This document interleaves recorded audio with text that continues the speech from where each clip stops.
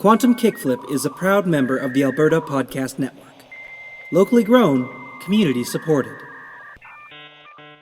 Previously on Quantum Kickflip. If we managed to recover the data from Chester's armor, if there was any way to communicate that to the people in Myper headquarters, we could use their networks and broadcast it everywhere. Have them send out their own incriminating evidence. It's a receipt for a payment made out to your mom from Myper.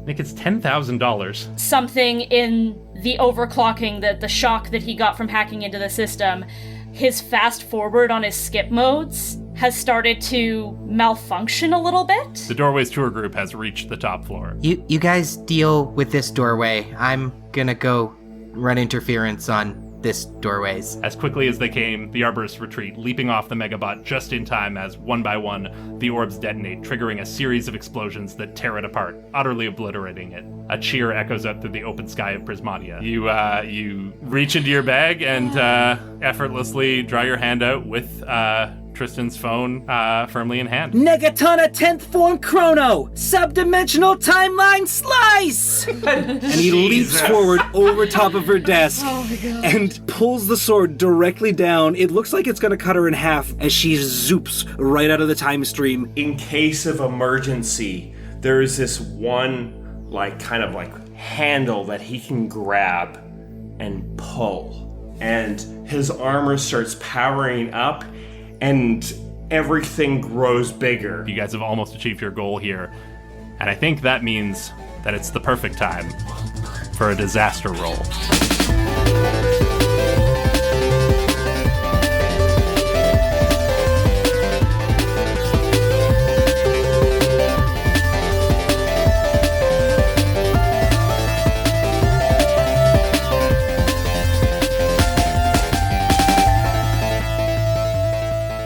Everybody, and welcome to the season finale of Quantum Kickflip, a Slugblaster actual play podcast. My name is Robyn. I am your host. I am your Slugmaster. And with me are 5 of my best and funniest friends in the whole world, and they're going to introduce themselves for you now. I want to know, what's the longest thing that your character has seen through to the very end? Books, movies, video games, school projects. Take it as creatively as you want, but let's go shortest to longest. Go. Hello. My name is Laena Anderson. I play Angus Franklin. He is the Guts playbook. He slugblasts with his skip mode runners, which allow him to fast forward in time, although now they're kind of glitching out on him a little bit. Whoopsie. If this was a matter of how many things have been done, I would not be talking right now. I would be talking last, but since this is the longest thing, canonically, 9 weeks, baby. Yeah, Angus doesn't see nothing through to the end. That's true. Hey, I'm Liam. I play Lake Marzden. She is the Heart playbook. She wields the reality cannon. Her right half is all glitched out when the reality cannon backfired. But also part of her established canonical backstory, lifelong lifeguard, swimming enthusiast, just general pool rat. So ever since she was the age it was appropriate to put a child in a swimming lesson, she has been part of the Hillview Swimming Association. Perfect. Hey, my name is Glenna. I play Elliott Buchanan. She is the Chill playbook. She uses the Voidware backpack. And she's an aspiring singer-songwriter. And she has been learning to play the guitar since she was wee. And is still playing the guitar. And is in fact in a band now. So I think that counts. Absolutely. Hello, my name is David Ray, and I play Chester Capone. He has the Grit playbook, he has some powered armor, and for the longest time, he's been collecting pennies. Now, mind you, it's he's trying to get unique pennies from all the different years that have been, and so he's always looking for more. It's complicated now that he's in Canada, because he can't, so do I have to also collect all the Canadian ones as well? And it's a trial, but he has so many pennies, and that's what he's been doing for a long time. I like how you said all the years that have been, in time memoriam. He's having a hard time finding American pennies from anything before 1776. Weird, yeah, that's an odd glitch. Mm-hmm. My name is Michael Vetsch, and I'm here playing Nick Lowe, the Smarts Playbook. He's a sword-wielding, anime-loving adventure boy, and I think, in terms of anime, within this alternate reality, One Piece started running actually back in the 1920s, and it's been going consecutively since then. It wrapped up in about 1993. They had a big 5-hour finale episode, kind of more like a movie, I suppose, but he's seen from episode 1 all the way through there, didn't skip any filler arcs. Wow. Wait, sorry, when was the first one? In 1920. It went that footage of a guy riding a horse and then an episode of One Piece. Directly into One Piece, yes. It was very big on the early stock market. It was, they showed them in, like, theaters before movie. Like, they used to show cartoons in the theaters. And the first episode of One Piece aired before that one where the train come right at you. My name is Robyn. I'm your host. I'm your Slugmaster, as I mentioned. And, boy, this podcast is, this season 1 of this podcast is rapidly becoming my thing that, is the longest that I've seen through to completion. And we're only at the start of the episode, so I guess we don't know for sure yet. I could still die before we're done this. Let's find out. That really raises the stakes on this episode. Yeah. He's a ticking time bomb. I'm bad at like TPK taking out the party, so this is the only way I could raise the stakes, to turn it against myself. Take out yourself. Finish the story before I die. Anyway, the last time we left our heroes, you guys were in a whole mess of trouble, but you had also just about achieved what you set out to do. Your reunion is almost at hand. The two groups coming back together at Myper headquarters, ready to make that final play. But there's one more hurdle that you have to face, and it is that disaster roll. I'm ready to get right back to it. What do you say, team? Are you ready to play some Slugblaster? Yeah, let's do it. Yeah. Then I transport you now to Myper headquarters.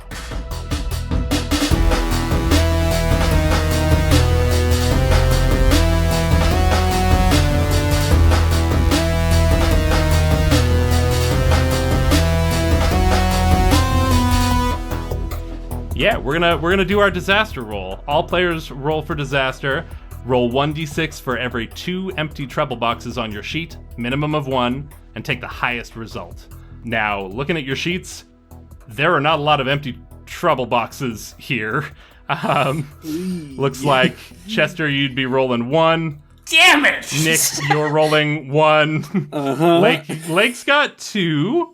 Elliott is 1. And Angus is 1. Angus is 2 because of walking disaster. There you go. My mistake. So you're trying to roll high here, but you don't have a lot of dice at your disposal. Have fun, everybody.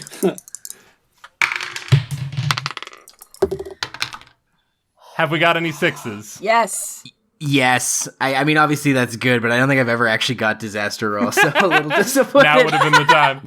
Elliott and Lake, you are safe. Mark 1 style. Do we have any 4 or 5s? That's me. Close call. Take 1 trouble if you have room. And finally, 1 to 3. 1. Twinsies. We both got 1s? Yes. Yeah! This is bad, you remember? This is Oh, bad? right. This is a bad thing? Yeah.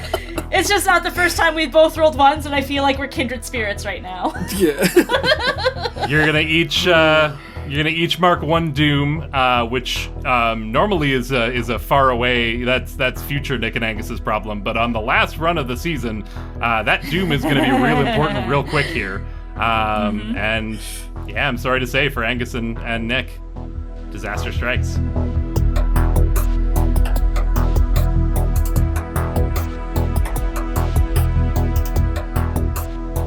So Angus and Chester, you burst out of the portal from Dimension M, and I think you're initially a little surprised to find yourselves in a chamber that seems to be completely empty. I think both of you probably expected there to be some pretty heavy security on this side of the door to stop anyone from sneaking into the research facility, and while you're clearly in a more industrial part of the building than what the others saw, some sort of like basement area with like limited public access, you still don't see any guards or robots or security of any kind. You make your way up what appears to be the only set of stairs leading out of the basement, and you immediately hear the sounds of a commotion. There's a landing halfway up the stairs where they turn back 180 degrees, and as you round that corner and look up to the top of the stairs, you can see that the main courtyard is packed with people. There is an ever-present din of talking and shouting, and you can see camera flashes going off sporadically. You also notice some of the PAL robots trying desperately to herd people one direction or another to no avail. Whatever this crowd is here for, they're not leaving until they find it, and that's when all eyes turn to the two of you. There's an uncomfortable moment of eerie calm, after which the entire crowd swarms and presses towards the staircase, shouting over top of each other incomprehensibly. They're all brandishing small metallic devices, and you brace yourself for a split second before realizing what they are. Microphones. You see lanyards dangling from some of their necks with recognizable media emblems, and you notice some of the figures further back have large, chunky-looking TV cameras hefted on their shoulders. Above the crowd, off in the distance, you can make out a couple of large TV monitors in the Myper courtyard streaming live footage of the local stations, and they're all showing the scene you currently find yourself in, along with various chyrons and headlines, including Infiltration at Myper HQ, Youth Gang Causes Havoc in Silicon Valley, and finally, Teen Miscreant identified as Angus Franklin of Hillview, Alberta. You hear voices from the crowd shouting, Mr. Franklin, a word! And just beyond the media circus in front of you, at the back of the crowd, you see two familiar faces. Farnham and Onyxandra of Jet Collective are waving you down, frantically trying to get your attention. What do you do? I will note that when we first, burst out of the portal, Angus had his Nega Ray out. He's hoverboarding through on a new deck that he got from the vault in the extra-dimensional facility. Right, the kinetic deck. So, this wild-eyed kid is, waving a gun around and riding what's clearly a stolen hoverboard. And all the cameras probably just are pointing at him right now. Chester looks over at Angus, because Chester doesn't know what to do in this moment. Chester then also looks back over at Jet Collective, seeing that they're there. I want to try to get a read on, what they may be trying to get from us or communicate to us. I think from a glance, you can tell, they don't look like they're here, gloating, and they also don't look like they're, part of this crew. They look genuinely concerned. It looks like they are trying to get your attention or trying to get a word in with you, but are just between you and them is a bunch of media people and they just can't quite get close enough to say whatever it is they're trying to say. Angus holds up his hand and holds up one finger, and with his other hand he pulls out his M-phone, texts Nick, "We've landed, where are you?" Text is riddled with typos. Then he puts his phone away, puts his hand down, and then starts trying to shuffle his way through the crowd to get over to Farnham and Onyx. I'm following in behind for sure. Beautiful. Yeah, I think your phone takes a second to reconnect there because you've just been in Dimension M, and we established that it's completely locked down and no signals go in or out. You can't send or receive from Dimension M, but you're back across on this side now. So I think it's just doing that thing where it's finding the network, and maybe you go to hit send on the text, and it's will send when connectivity enabled or whatever. Dave, aren't you hulked out? This is true. Yeah, Dave, you're in a giant version of your own armor, right? That is true. I don't want to harm people, and I don't want to... I know we are here to try to release information. This is not about a fight anymore, right? So I'm trying to not harm anybody. I'm trying to be careful with my armor as I'm pushing through. So I think it's just you're awkwardly seeing this mammoth set of armor trying to go through, not hurt anybody. Trying to gentle giant my way through towards hopefully allies. Yeah. I think I do want to get a roll for this because this is the consequence of the disaster is that there's this sort of hurdle here. Mm-hmm. I'll leave it up to either one of you. It can be a team roll or you can roll individually. However you want to divide things up, whatever resources you want to do. But your goal is to get over to Jet Collective to gather more information? Yeah. Okay. I just so happen to have a fancy new device with a fancy new pool of untapped dice and kick. This is true. You risked a lot to get your hands on a new device for the sole purpose of opening up more boost because you had burned through all of the stuff on your sneakers. So this might be Angus's role to make. I think I'm gonna mark a die and a kick on the kinetic deck. Maybe, like, making the deck a little bit heavier so that he's, like, as much of an immovable object as Chester kind of is, as they're, like, pushing their way through the crowd. Absolutely. I love that. Let's get that roll. Alrighty, 2d6, 1 kick, and I rolled a 6. Beautiful. Yeah, you and Chester, like you described, you're now using this new kinetic deck. One of its abilities is to change sort of its mass and sometimes even your mass. You've made yourself a similarly immovable object, and the two of you just kind of shove through and part the seas a little bit, and you're able to make your way over to your associates there. You added a kick to that. Was there a particular extra bonus that you were looking for, or? I think it was mostly, like, getting there, getting the information, and trying not to be too distracted, I guess, by the crowd that's around us, not letting the crowd get in our way. Yeah, absolutely. I think between the two of you are able to sort of, like, push your way through, and I think Chester's also able to create kind of a bulkhead that you can all sort of huddle up around, and he himself is a barrier, so you're still being swarmed, but you're kind of able to get a word in here, and Farnham's like, oh my god, I can't believe, I've been trying to text you, but I haven't been able to, I haven't gotten any response. Where have you guys been? We haven't been in service. We were in an extra-dimensional facility, and we were getting Chester's armor so that we can get it up to the office to, do the thing. How did it go in Prismatia? I honestly don't know. And I think at this point, Angus, that text sends, and also your phone starts buzzing as you get, like, 30 texts from Farnham trying to alert you. But you're here now, and it's more interesting to do it in dialogue, so. Yeah. Yeah, we kind of caught Butcher alerting the media to your whole plan of what you guys were doing here, that you guys were launching some coup against Myper, and they must have done some digging and found their way here.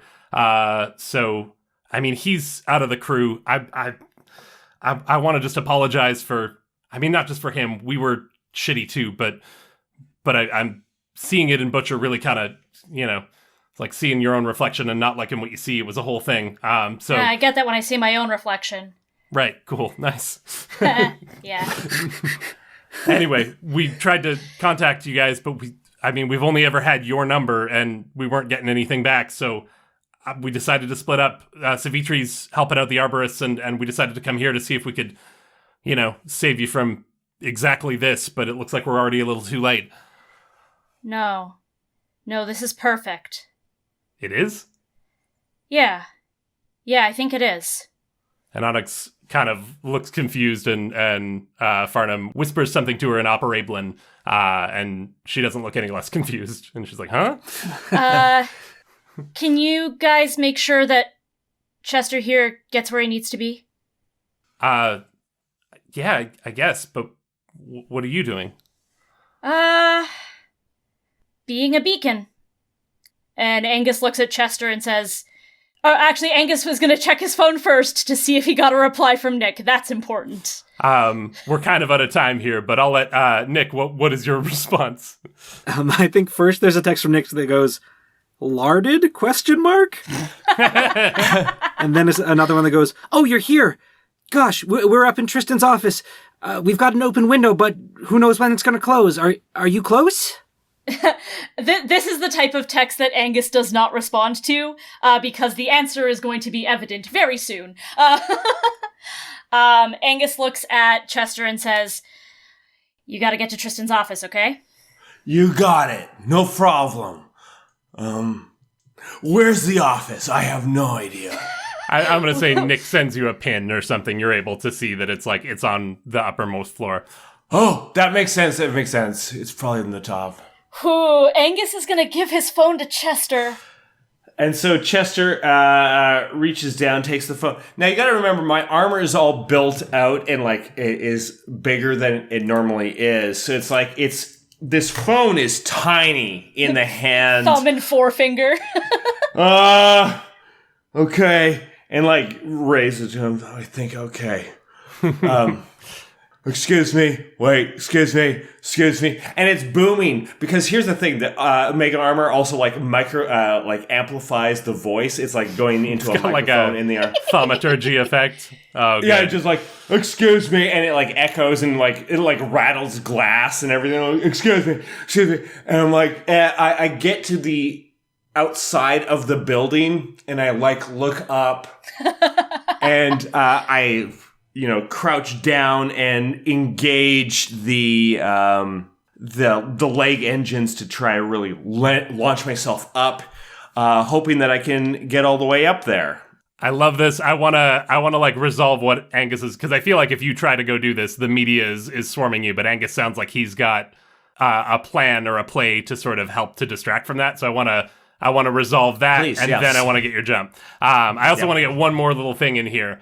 Angus, I think, before you make whatever big play you're doing, Farnham looks to you and is like, any idea why they're after you specifically? I mean, Butcher's an asshole, but I don't think you would have given him, like, your names. Why is it specifically you and not any of the others?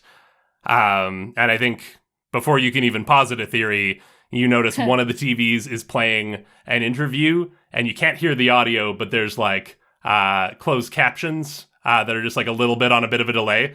And I'm going to read them in the voice that you would hear in your head, even though there is no audio. Like, I've known that Mr. Franklin for some time now, troublemaker. It doesn't surprise me that he's caught up in whatever all this is.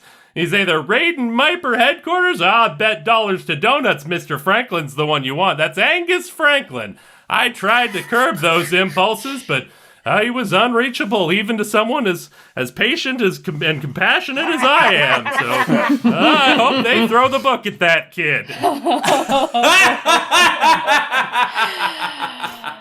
Should have thrown more eggs on your car.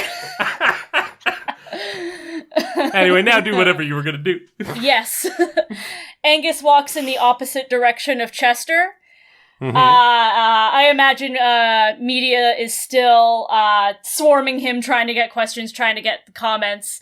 Negare is still in his hand, and he yells out, "Miper's going down, and I'm the harbinger!" And then he points and shoots a Pelbot in the face. Oh, dang. I guess not the face, because it's a hologram. The chest, I suppose. The chassis. It's maybe a little... It almost looks like you shot it in the face, because the ray gun bolt hits this thing dead center in the chest, but that hologram on the face instantly dissolves like you blew its head off, because it instantly starts flipping back over itself and transforming into one of the assassin... the Predatory Assault Legion bots, as opposed to the Personal Assistance Liaison. Just want to get that in there one more time. Very proud of those acronyms. Yeah, a little nervous about the Legion part of that. Anyway. Yeah, I think the one you hit in the chest starts first, but I think the others like quickly follow suit. There's 2 or 3 of them down in this main area, and they've been trying in vain to shove reporters out of the way, and now they have a clear hostile target, and they all lock onto your signature there. I'm not going to make you roll for that first shot. I love that offer, but we may need some subsequent rolls here as they zero in on you. But first, I want to check up with Chester. You're making your way outside the building. Yeah, I'm going to try to turn around and look up the building, and I see where I think the office would be, and I look back towards Angus, and I can see Angus has now apparently shot one of these robots, and you said that there were more, yeah? Yeah. If you will, before I go, I'm like, "Don't worry, Angus, I gotcha." And I grab one of the softballs still duct taped to my armor. Yeah. And just launch it. It's going to be the hardest softball you can possibly imagine. Well, with the giant armor. Yeah, it's going to be launched like a cannon at one of the robots to try give him clearance. I don't know if I need a roll for that. Yeah, I think we'll get a roll, but it's going to automatically get that +1 kick from your Omega Drive or your Omega Engine. which will, I think, have exactly the effect you're looking for. Okay, Chester is not trying to go wild. Chester is just like, takes a moment to breathe, knows the kind of power in his hand, and he's waiting for one of them to come out and go, and he's kind of like leading it, like snipers do. You like, okay, I got to throw ahead of it. And once he's kind of got one, then like, okay, I'm not going to hurt somebody accidentally. And then he's going to unwind. And the reason why I want to do that, I'm hoping patient will come into play, which I get an extra die. So I'm going to roll a 2d6 on this. I'll give you that, yeah. It's a 4. Yeah, that is a mixed success. So you wind up and fire this softball, and it like goes clean through the chassis of one of these things and just obliterates it. Like there's a softball-sized hole, like it dents inward and pops through the other side, and this thing just sort of crumples and implodes. And you have fully taken out one of these with the kick that you put on that due to your Omega Drive. For the complication here, we had said that there's roughly 3 of them roaming the downstairs here. I think you've taken out one. Your complication is that while they were all closing in on Angus, you've gotten one of their attention, and they kind of like look towards each other, silently agree on something, and while one of them continues on after Angus, the other now makes its way towards you, and it's coming fast. These things move very quickly over the terrain. Jet Collective has been kind of like running interference for you, like Angus asked. They've been like holding back media and trying to like give you an opening, and they see this kind of thing coming and kind of look to you like, what do we do? What do we do? I think I'm going to let that robot who's coming after me and like run into me and attach onto me, like whatever it's going to do.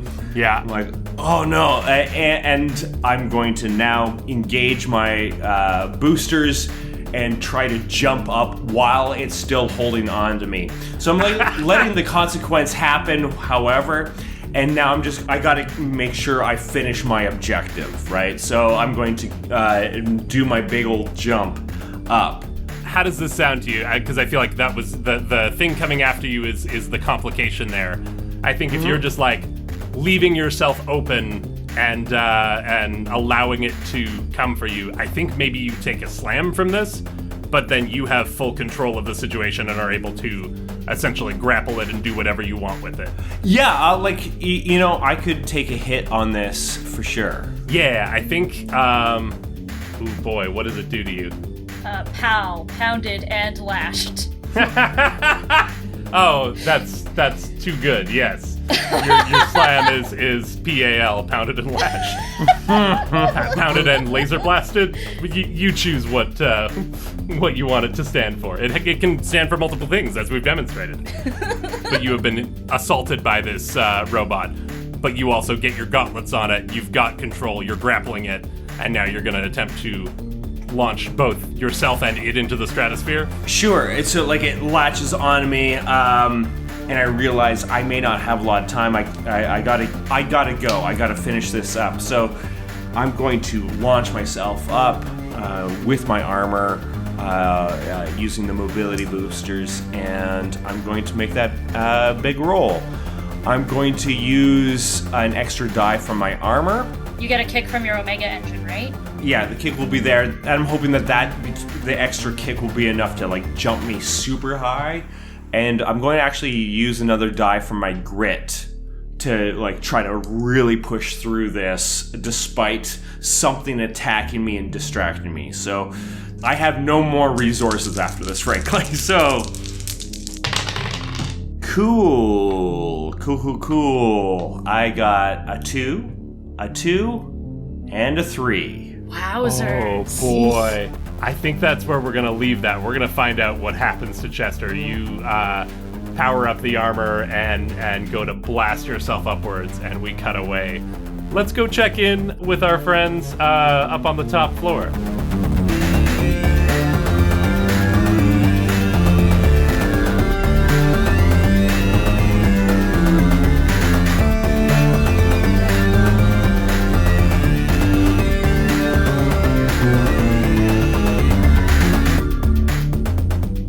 and Elliott. You're still up in Tristan's private office. You have her M-phone, and after a little investigation, you were able to find a small sensor on one wall, and when you waved Tristan's phone near it, the wall slid back and swiveled around to reveal a sleek-looking hidden computer terminal. You found the mother console. Your friends are on their way. You're starting to feel pretty good about yourselves. And that's when, Nick, you feel something small and metallic hit you square in the back, and you feel it burst into a cloud of purple foam that expands and covers you, enveloping you up to the neck. As quickly as it expanded, the foam hardens, but you're able to turn yourself around just before it does, bringing yourself face to face with a very angry-looking Tristan Voss.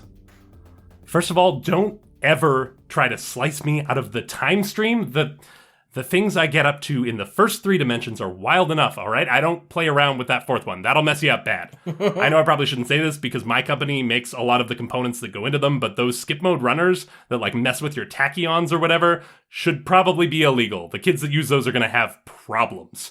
Sorry, I'm getting all candid. It's a side effect of the extreme rage I'm feeling at getting sliced out of the time stream.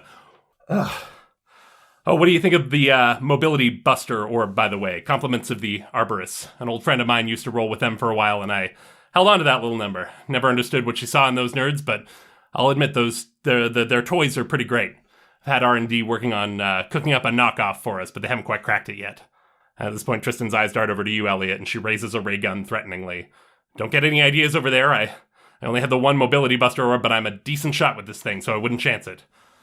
You're gonna shoot a kid? I might. You guys are in my office. You sliced me out of the damn time stream. You're snooping through my stuff. Before I call security to come and hand you two directly over to rescue or the cops, I don't care whoever gets here first. I have to know what, why any of this. What was the plan here? You guys break into my corporate campus. You break into my private office. You steal my phone, all in the name of what exactly? And her eyes fall to you here, Nick, and you're encased in this purple foam. Gosh, you sure love to hear yourself talk, don't you? Oh, got her. Well, whoop-de-doo, you're here now. You've busted my mobility. But you see this console over here? You see how we've got your fancy M phone? Well, it's too late. It's all too late. And Nick is bluffing here. Nick is very much bluffing here, hoping to save some time. Too late for what? I'm asking you point blank, what is this all about?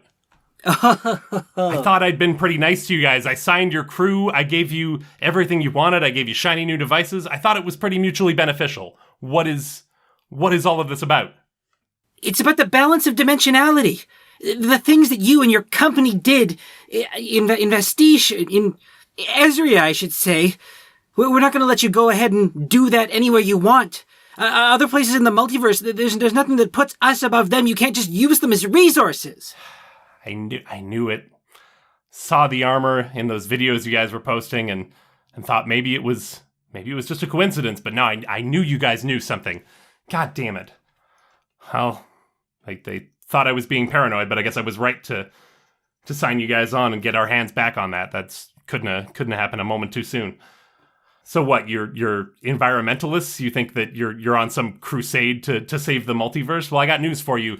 This is the price of business. Technology has a cost. It expends resources, and we can do it here in our dimension, or we can do it somewhere else where it doesn't affect us. You're lucky that my innovation was the one that moved everything forward. I had the forethought not to crap where I eat. In some other timeline, you'd be choking on fumes and burning alive at the price of progress. But here you've got all the benefit and none of the cost. So a little thanks might be in order. Wow.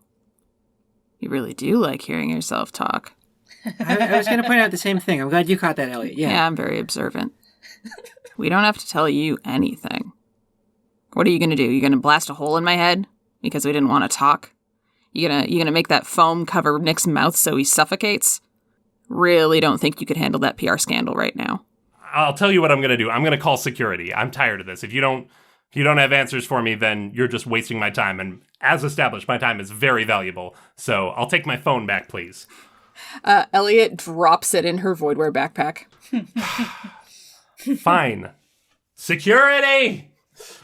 I think at this point, I want to cut outside the office. I actually want to jump back a little bit in time. Like, you were outside, you're running interference with doorways there, and you had just kind of had your mom is kind of smiling upon you here, seeing you sort of embrace your role in doorways and answer these people's questions very patiently.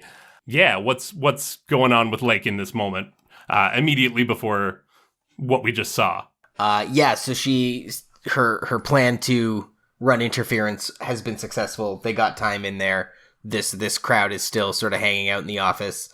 But she has come a long way in her sort of feelings about what it is she will and won't tell her mom about her activities. And seeing her mom like looking at her with that big smile, like, yes, this is it. It breaks her heart. She's not going to keep this ruse up, even in the thick of it.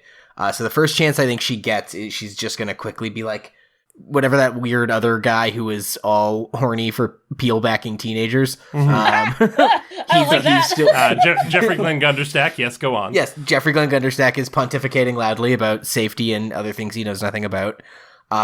Pulls her mom aside and is like, Mom, oh my God, I can't, you're smiling at me. Look, Mom, I want to be honest with you. I'm not here for a doorways thing, but I need your help. My help? I need your help, but I also I don't want you to think that I'm here with doorways. I'm not. I'm here doing some, and she sort of like shrugs and is like, light corporate espionage. Is this part of your Myper sponsorship? I don't understand. If you're here with a Myper thing, that makes sense to me. Like, we're definitely here because of Myper. That's okay. Our relationship with Myper, we've learned some things about their activities, and I promise you it'll all make sense in just a moment. But right now, I need you to trust that I'm doing something really important here. But I don't want you to think that I'm doing doorways, because it's not important. She looks a little hurt by that, just a little bit. She's like, right. But you can't tell me whatever the other thing is that you're doing? I think she does in so many words. This always was a thing in movies that bugs me, where I'm like, just tell them what's happening instead of there's no time to explain. There's always time to explain. With our sponsorship with Myper, we have discovered that they are doing severe damage all over the multiverse. And right now, me and Elliott and Nick, Chester, Angus, we're all hoping to sort of reveal the truth to the whole world. That's why I'm in Myper headquarters. This is definitely the end of our sponsorship. Oh my God, Lake. Please, Mom. I just need you to back me up on this in this moment, and it'll all be worth it, or it won't matter. Lake, no, I don't want you to get hurt. I don't want anything to happen to you. No one's gonna get hurt. Do we need to go? We can get out of here. In just a moment. I promise. She does not look happy about that. So as you have this little heart-to-heart with your mom, and it's coming to a close, I think you start to hear two different things, and the Doorways crowd starts to hear it as well. One is quite a commotion coming from downstairs. It's gotten louder and louder, that it's generally a quiet office campus, but you're hearing the sounds of people kind of echoing up through that middle atrium. And I think you specifically hear that Angus's voice yelling out, what was it, Myper's going down and I'm the harbinger? Yeah, that's what he said. Yeah. It's so cool. It's really cool. You hear that in amongst the din, and you kind of see the Doorways people kind of start to oh, what's going on out there? And some of them are looking of should we be going to check that out? And there's a little bit of unrest there. And then you also hear from inside Tristan's office a shout of security. And that starts to get people's attentions as well. And I think Lake is sort of caught in the middle of this, you can hear things starting to go bad on either side. And meanwhile, you've got Doorways here starting to get suspicious. And I think we're going to leave Lake in this moment of uncertainty of not knowing which way to direct them or which way to go. Meanwhile, I think let's jump over and find out what happened with our friend Chester.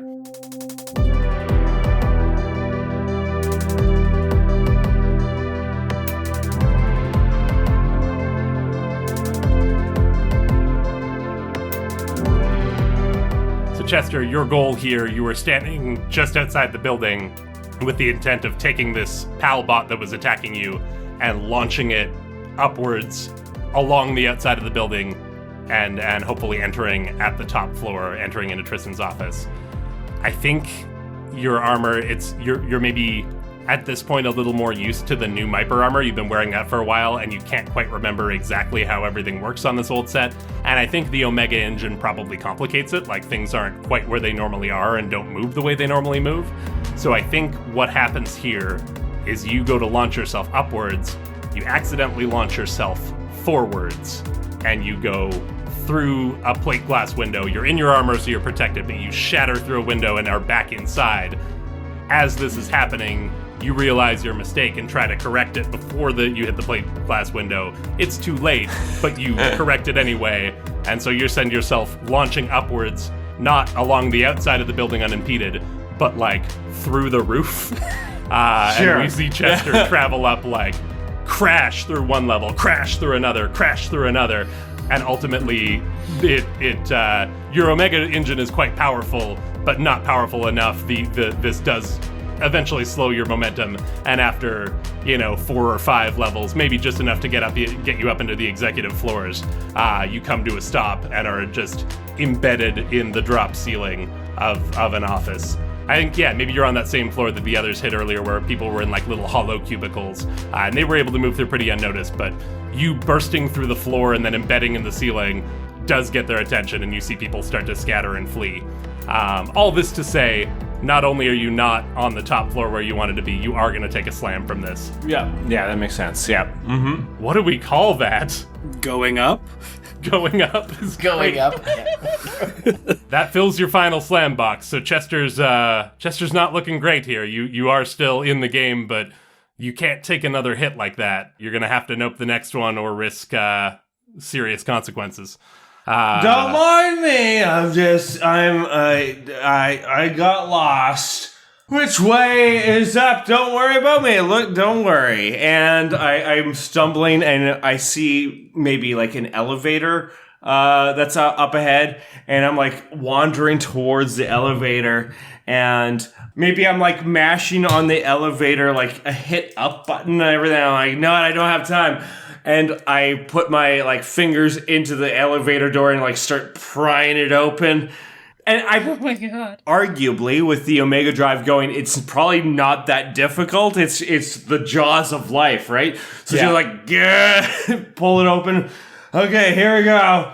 And I like look up the elevator shaft, and I'm going to once I got to try it again. I'm going to try to engage the mobility boosters. What I'm going to do, though, is a little bit of that like wall jump thing. So like I'm going to launch myself up to a far wall, going up as many floors as I can, land there, and then try to launch myself off of that to try to keep going up as far as I can. I love that offer. If I can, I'm going to take that last hype dice so I can roll with 2d6. I still have my armor with the extra kick from the Omega Drive, but oh boy. And I'm going to turn before I go, up and away! And that's me trying to look cool. That's what's happening. Well, that's a 2 and a 5. So still not a full success, but it's a kind of a success. Oh boy. I think there's only one way that I can resolve this. Mm-hmm. Yeah, I think you launch yourself up and you're able to sort of, as you described it, like launch yourself up to the highest point you can get and then repel and then onto the next one and sort of ping pong your way up this elevator shaft. I think at this point you're pretty bruised, pretty broken. You've launched yourself through several floors of an office building in a giant mech suit of armor, but still that's got you rattling around inside of it. And I think every hit here, every impact, you wince and you feel it again. Like every time you make contact with the wall, it just like everything hurts. And I think you gear up for that final launch, and you can see the top of the elevator shaft, and you launch yourself up and slam into the doors, and that one really hurts. You feel that in your bones.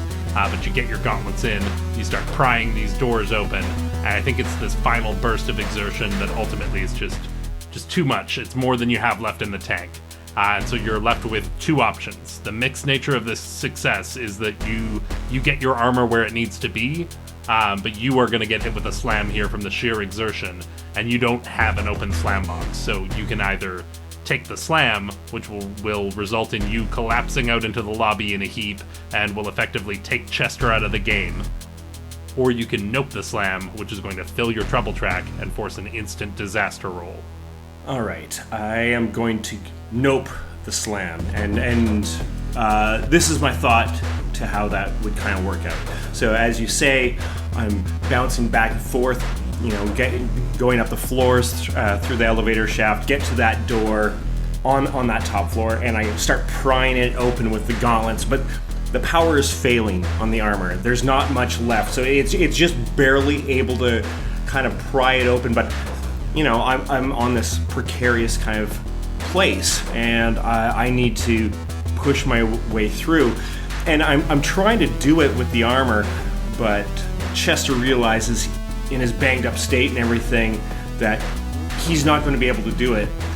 And he knows how much more important it is for this hard drive to get to this floor. So he quickly, as the one gauntlet is there in place, he releases his hand from it, so the gauntlet is still there, and he reaches behind himself to kind of like hit the eject button on the hard drive from the base of the armor, and he slides it out, and he forces himself to go forward, releasing himself from the armor, and the door closes as the last bit of power goes out in the armor and falls back into the elevator shaft. So my nope is essentially, instead of me going unconscious, it's that I lose my armor. I love that. This armor that you've only just recently reunited with, you have to say goodbye one more time as you detach it from your body.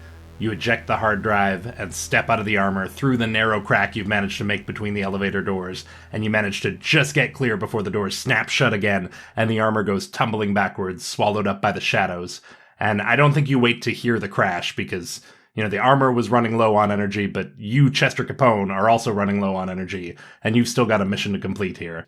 So you stumble out into the foyer to a bewildered Doorways tour group and an even more bewildered Lake.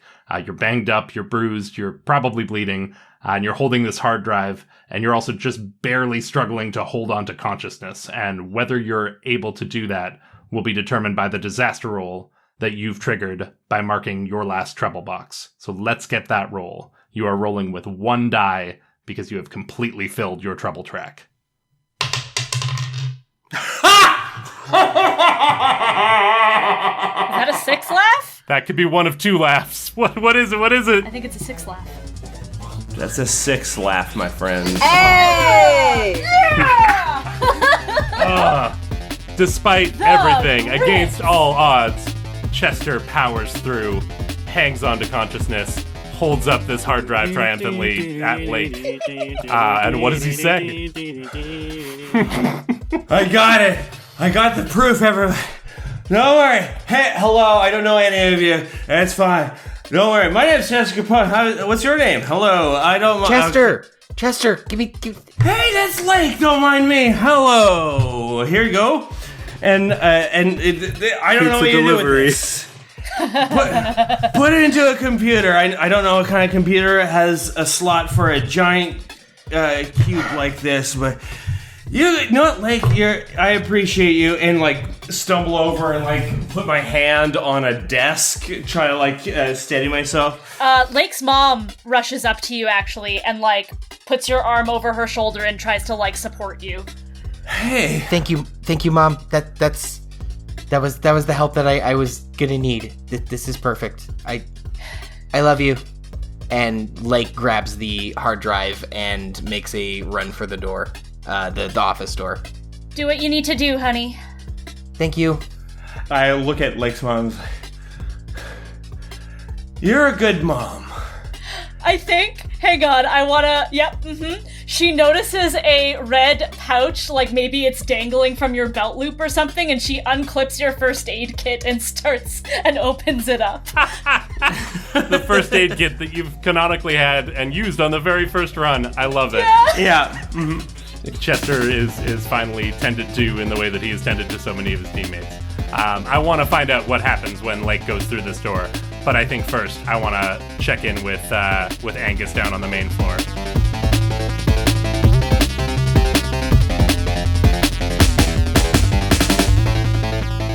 So Angus, you sort of offered yourself up as tribute here to distract the media swarm and keep them out of the way of your friends completing their goal. So I don't get the sense that Angus is like on his way to regroup with the others. I think you're deliberately trying to run distraction tactics here. Is that fair? Exactly. I think the writing is on the wall as far as Angus sees it. He's been singled out. He has been named and targeted. So he might as well lean into that for everything that he can get from it. Beautiful. Then I think what I want to see here, let's get a roll to see how your distraction play goes for you.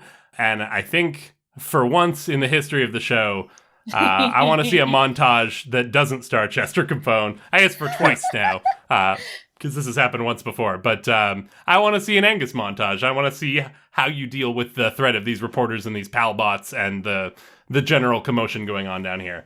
So let's get a roll, just a broad roll to determine roughly how this goes. Is it entirely successful? Is it complete failure or a mix? Lit. I'm going to use all of the boost at my disposal.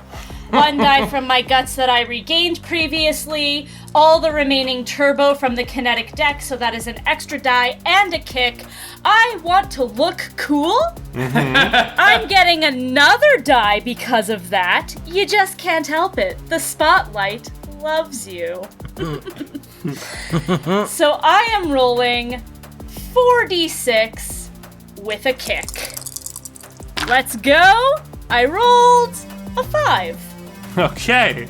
That is a mixed success, but a success all the same.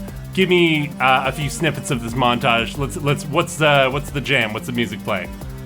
You know what? It's absolutely, I don't think this song has come out yet, but it's absolutely the Hell Song by Sum 41. That's what I was thinking too.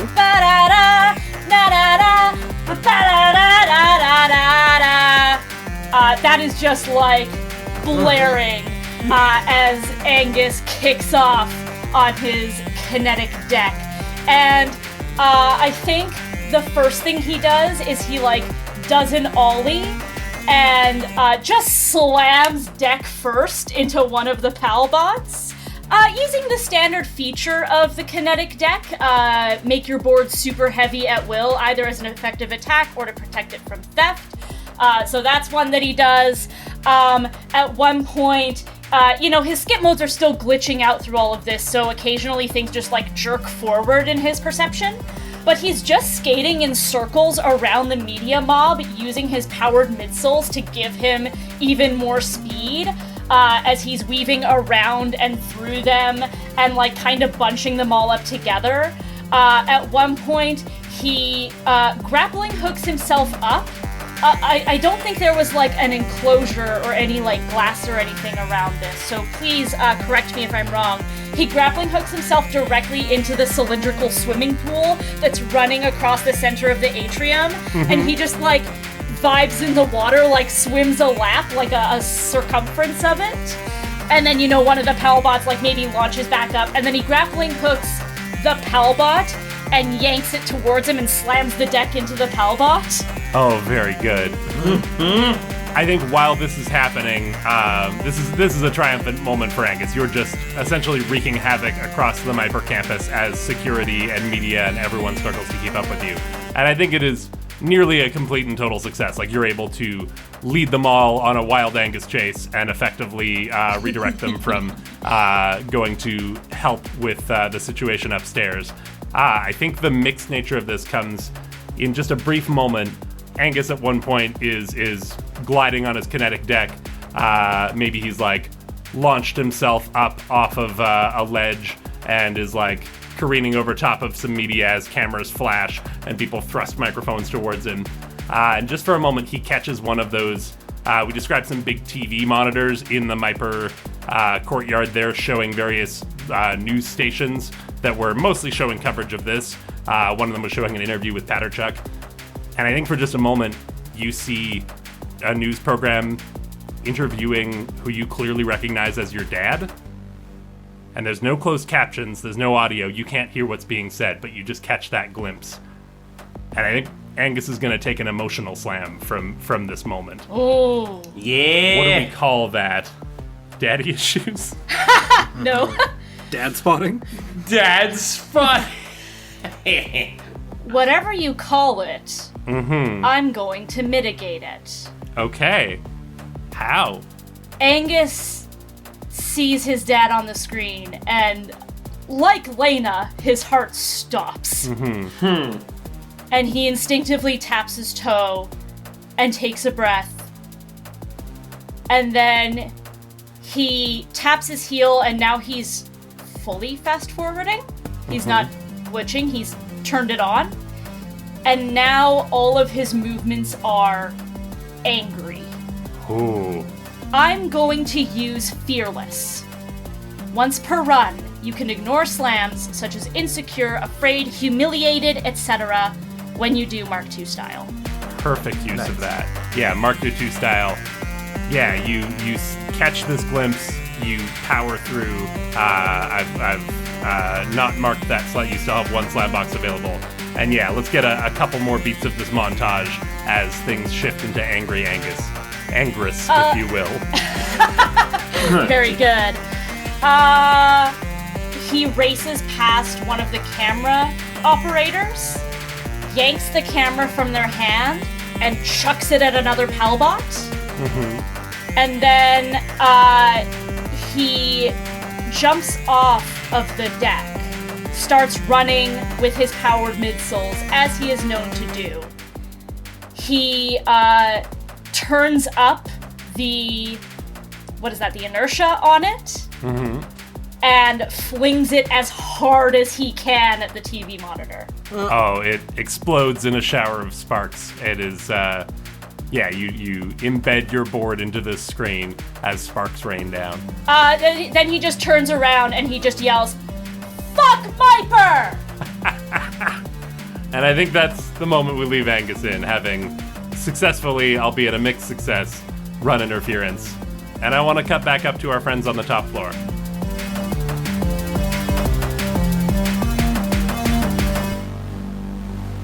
So, Lake, you've got this hard drive. You go running for the door. You still haven't seen, that call for security went up a while ago, but you still haven't seen any come. I think it's a mixture of, one, a lot of the security has been redirected to the main floor where Angus is wreaking havoc. So he has done you a favor there. For another, the orb that is usually on patrol up here is, I think, still programmed to be seeing an empty lobby over in the corner. So I think that's the one that would be in earshot is not. And Tristan doesn't have her phone. So far you are unimpeded. You get to this door. I think it's initially you struggle with it and you realize that oh right, Nick and Elliott had to phase through. But it's quickly unlatched from the other side. And Tristan Voss herself, still holding the ray gun up, opens it and is surprised to see you standing there and is like, not what I meant when I called for security. And she's kind of holding the door now and is like, how many of you were here right now? Are the other two somewhere? Are there 4 or 5 of you? I can never tell. I don't know how to answer that. I don't think she would answer that. I think can Lake see that Nick is covered in foam and Elliott is held at gunpoint? Absolutely, yeah.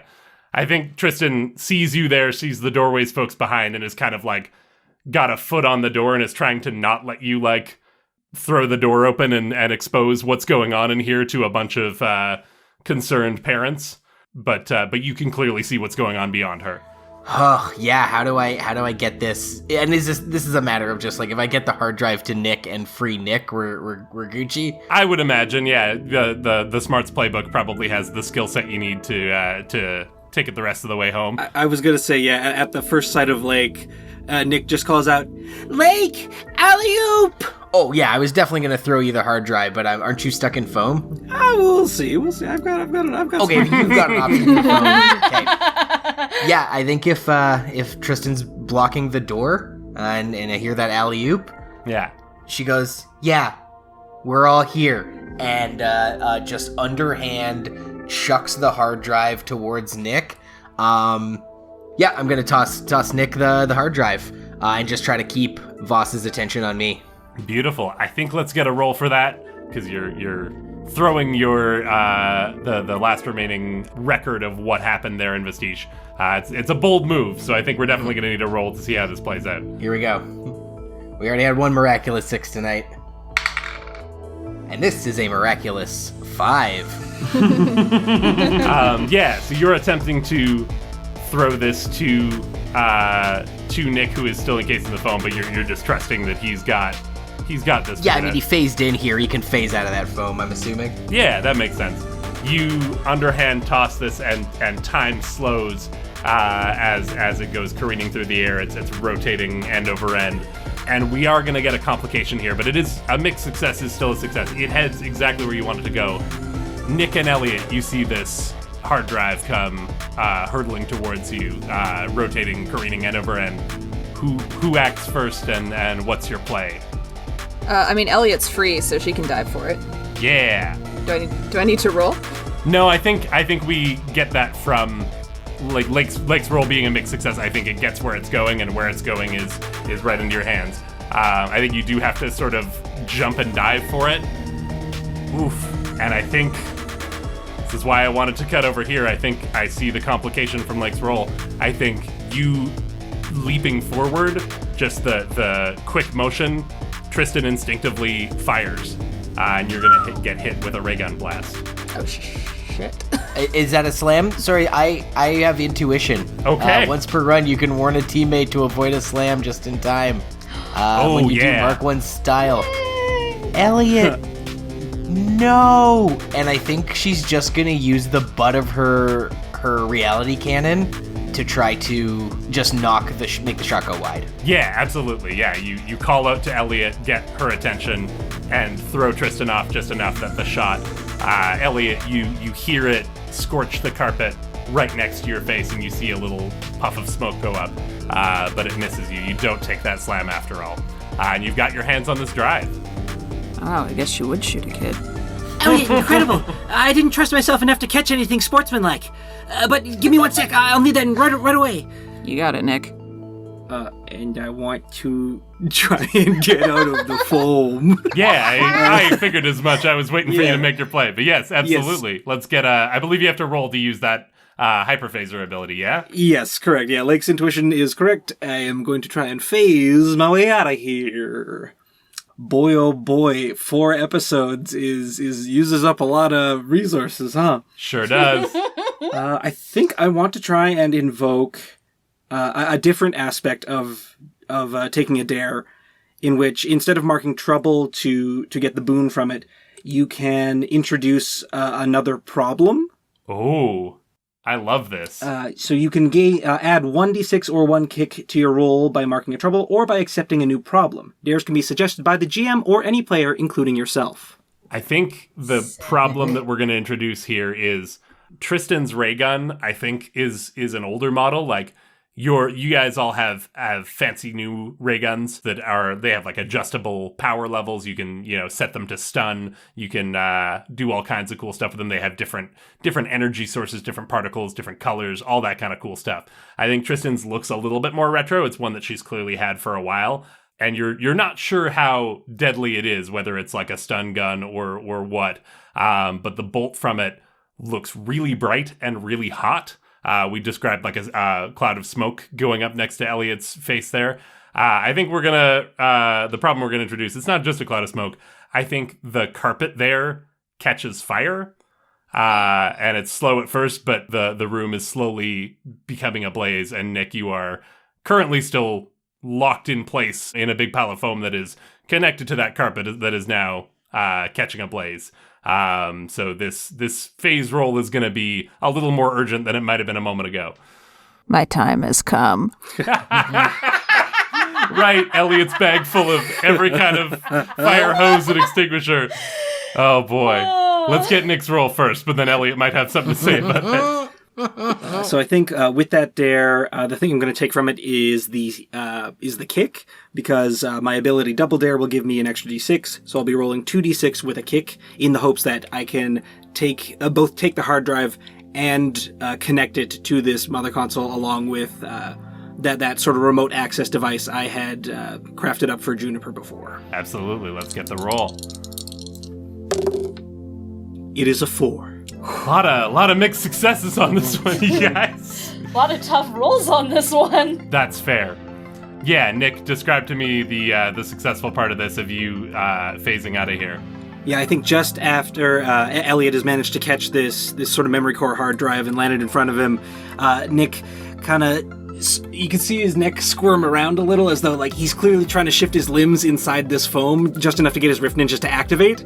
And then all of a sudden, with the force of his wiggling, he just fully falls backward out of this pile of foam and lands flat on his back on the carpet. Instead of gracefully stepping through, he just falls back and goes, "Gah! Ugh!"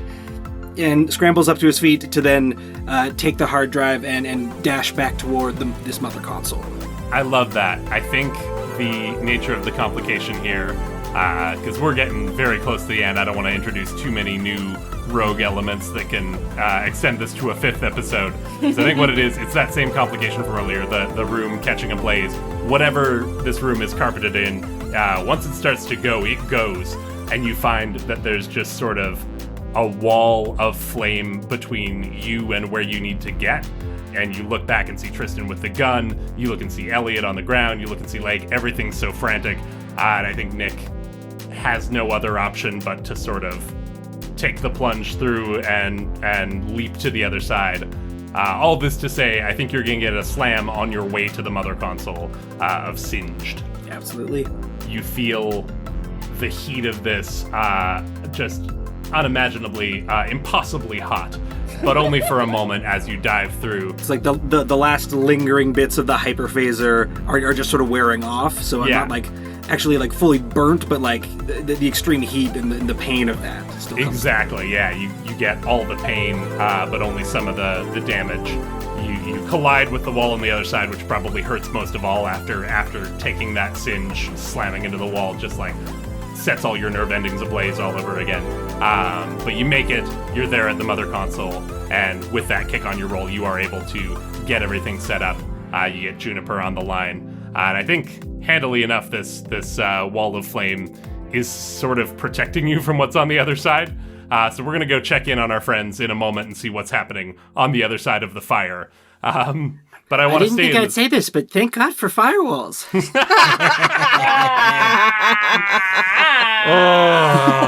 That's why I'm on the show. That's all I do. Despite that pun, I do want to stay in this moment for a moment as you get Juniper on the line and is like, Nick, okay, all right, do you have it? What's going on? Nick does a quick swipe with his Negatana and knocks the front panel off of it, so he can reach in and connect the hard drive in there. And then he's trying to search for another port for this access device. Yes, we managed to get the memory core. I'm just plugging you in now. Hopefully I can patch you right through so you can send out the things. We haven't fully looked through the whole system, but we're trying. And you hear Juniper's fingers start flying on the keys as she's looking through, and she's like, okay, looks like I got a connection. It's a lot of, I mean, I'm not super familiar with the system. Give me a moment. I'll go as fast as I can. It's a lot of diagnostic stuff and repair software for the armor itself. And hang on, I think I found something here. It looks like there's a log. I'm going to try and circumvent the, yes. Okay. I've got it. Boy, there's a lot of video files. What do you want me to do here? Am I just dumping all of this onto the mother console and blasting it all out at once? I think in the rush, as Juniper's doing all this searching through the hard drive, Nick is also typing away on the mother console, trying to navigate through to find the way to broadcast from this side. So she's looking for the file. He's looking through how to actually send it out from the console. And he just says over there, double check the date range that I provided for you earlier. If we can find any files that land within that zone, you should be able to select all of those, zip them down, and send them all out as one package. All right, yeah, on it. And Nick and Juniper continue to work in tandem here, trying to get this information out. Let's jump back over to the other side of the firewall one more time. Elliott, you're there. I'm assuming you've gotten up off of the flaming carpet. Tristan is still in the door. She's got her ray gun. She's trying more and more in vain to hold Lake back. And I think some of the Doorways folks have now joined as they, smell smoke coming from the room and are like, what's going on in there? I don't remember. Isn't that the CEO's office? Are they having some sort of a barbecue? What's happening? And you see this crowd on the other side of the door as Tristan's like, nothing to worry about. Security? Tristan Voss just fired at a teenager. That's not, and she kind of like puts the ray gun behind her back and is like, no, I don't know what you're talking about, girl that I've not met. I mean, I have met. You're on we sponsor you, but I'm not. Oh, boy. As a Myper employee, I want to draw attention. I'm a whistleblower. This just hit Liam as well as Lake. Yeah. I'm a whistleblower. I'm an employee of Myper. I'm a whistleblower. Elliott wants to pull a fire extinguisher out of her bag. Of course she does. Yeah, let's get a roll for that. Which ability is this using? This is like a pocket dimension. Store any amount of objects smaller than a person. Roll to see if you happen to have a common object in there. There it is. Let's get that roll. All right. She'll always rolls with 2. A 4. Whew. One more mixed success, just for good measure. You reach into the bag, and I think it feels weird in there because you recently opened that dimension, that portal to Desneen, and there was a tentacle. So I think your bag is like a little bit damp on the inside, a little bit slimy. Doesn't feel great. Takes you a second to kind of fish around through the goop, but your hand lands on what you're looking for, and you pull from the ether of the multiverse the familiar weight of that cold metal cylinder, and you get yourself a fire extinguisher. You lift this fire extinguisher, and you're about to triumphantly let it loose upon the room. I think you pull it out just in time. You were so focused on reaching through the interdimensional ether and finding what you needed. The flames got a little bit too close, and just as you pull this fire extinguisher out, one of the straps of your nylon cinch here, your voidware backpack, catches. And I'm not a science man. I don't know much about what is and isn't super flammable, but I feel like nylon would go up. Or at least melt. At least melt, yeah. I think that's exactly what happens. I think it takes a little bit of melting damage before you're able to pull it out of the heat. It is not destroyed. I want to make that clear because that would be wild of me as the GM to just be like, you don't get this anymore.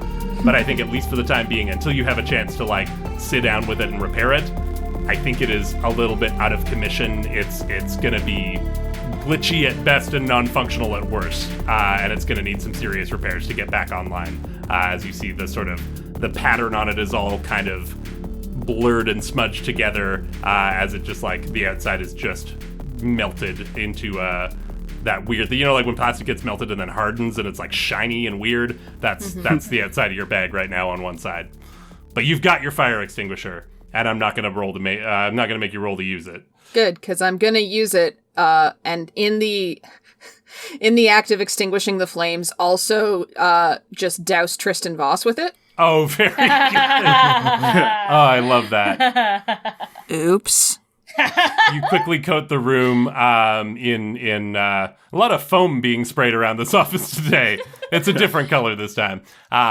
You quickly blanket the flames and douse them, and you spend a good long while just unleashing this onto Tristan. I think she's caught unawares and it knocks her back a little bit.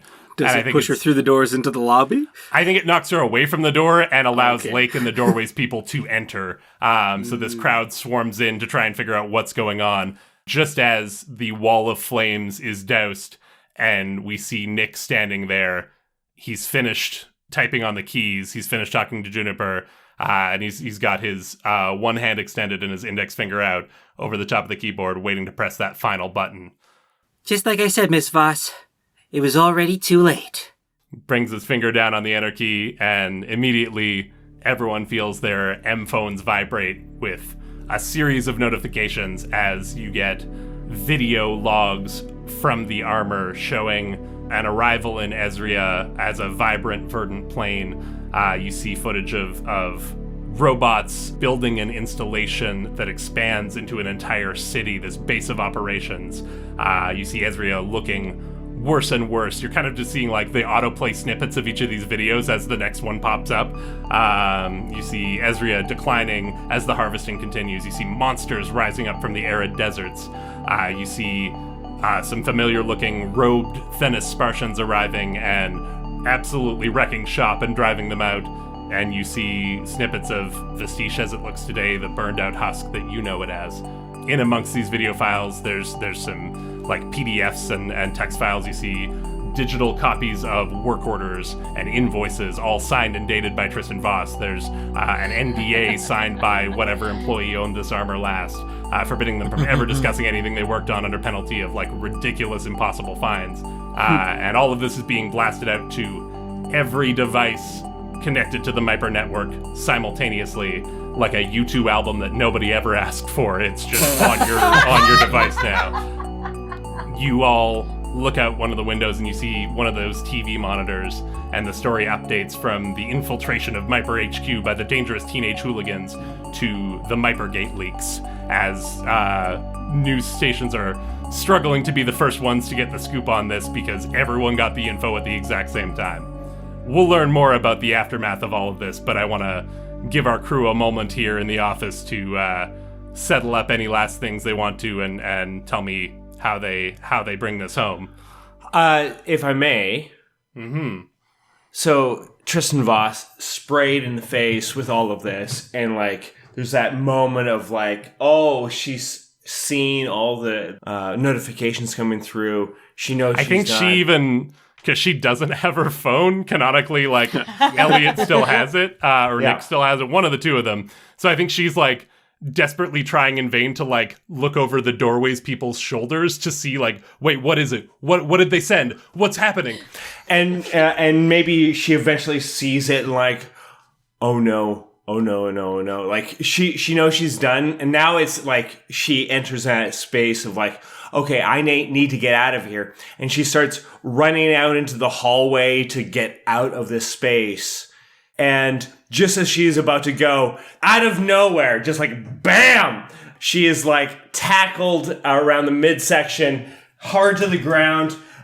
Chester gets up and like, Goldberg with the spear, and like collapses onto the ground unconscious, like he's out completely. Lake's mom had just barely finished bandaging him up, and then he threw himself through a doorway at a person. Ah, very good. Yeah, and I think in the distance from outside the windows, you can see that you begin to hear sirens. You see flashing lights. I think both like police vehicles and whatever the local LA equivalent or California equivalent of rescue, whatever their arm of the secret government extra-dimensional research organization is, like you're recognizing both law enforcement and interdimensional authorities converging on the building.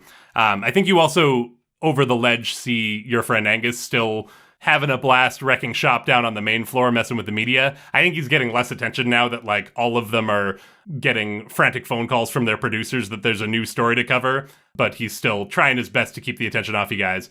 And I think you also notice some of those pal bots, like Angus has taken out a good chunk of them, but there doesn't seem to be any shortage. And you see that there are some starting to make their way up as well as after Angus. And you realize that like, while you have won the day here, your time in Myper HQ as welcome guests or as close to welcome guests as you have been may be limited here. You may be on a bit of a ticking clock to get the heck out of here before things go from bad to worse. Cheese it. Okay, Mom, now we can go. Now it's time to go. We gotta go. Let's go. I think Nick gets back on the line with Juniper now that all of this has been broadcast out.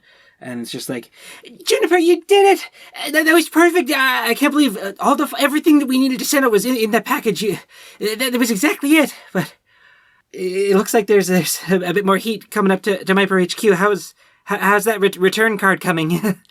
Good. I mean, no promises, but I think if my location software is accurate, I think I got it to open somewhere a little more convenient to you guys. Aiming for the courtyard. We'll see if I got it. Courtyard. Got it. All right, everybody. The tour will continue down toward the courtyard, please. Courtyard. And I think as you exit the office there, you look back and see Tristan in a heap on the floor, having been tackled by Chester, covered in foam still. Looks like an absolute mess. I think her ray gun has been knocked out of her hand. I think she still doesn't have her phone. I don't know if you want to leave that behind or if you're just hanging on to that. But yeah, she just shoots you an icy stare as you all make your way out and has nothing more that she can do. I think she's dealt with this sort of fiasco in the media enough to know that the less she says right now, the better. And now is the time to talk to some lawyers. So she just sort of stares at you icily as you all make your way out into the hallway and back down to the main foyer. Nick hangs up the call with Juniper and makes sure to grab the hard drive core from Chester's armor just so they don't leave that here. And as everybody's heading out, Nick turns back around as the last one to close the door and says, "It's been a pleasure working with you, Miss Voss. I think this might be where we terminate our contract, though. Be seeing you." Again, that icy stare in response. She probably has a lot of things she'd like to say in this moment, but more than anything else, she needs 1, a stiff drink, and 2, to speak with a lawyer. I think you all make your way to the elevators and are able to navigate your way back down. There's one more slight hitch as you descend the elevator shaft and you are almost to the bottom, at which point the elevator kind of jolts. I think you're maybe in there with some of the doorways folks and you're not sure. Like everyone's a little bit panicked of like, oh God, what now? Between the lot of you and your various skill sets, you're able to pry the doors open and you can see that you're basically at the ground level. You're just like a few feet higher than you would normally be. And you all carefully exit the elevator and make your way down, at which point you can see what the problem is. Underneath the elevator chassis, like the box that you were all standing in, is Chester's old armor in a crumpled heap, kind of jammed up in the gears of the elevator itself. Wow. Hey, thanks for being a friend. You and I walked down the road together. But I gotta go, and I won't forget you. As you go to turn away, the elevator like lurches downward a little bit, and it like compresses the armor in such a way that like it's not doing this, but it looks like the arm kind of flops out, and it looks like it gives you a little thumbs up. But it's just the pressure of the elevator weighing down in a weird way. On the way out, Mm-hmm. the giant media throng, Elliott is gonna pull the phone out of her backpack and just like look for someone with a press pass and be like, "This is for you," and hand it off. Oh, that's perfect. Yeah, you're able to do that. You all find your friend Angus down here, and I think in short order are able to locate the portal. I will say, Angus hasn't stopped trying to take out Palbots, and he hasn't stopped fast forwarding. He maybe didn't even clock that everyone was checking their phones. He's in a bit of a rage right now, so it's probably going to take him a bit to even figure out anything that has been going on. Maybe in the flurry of fires, you feel a hand on your shoulder. Angus! What? It's done. What? We gotta go. Hey, hang on. What? No. Stop fast forwarding. We did it. It's done already?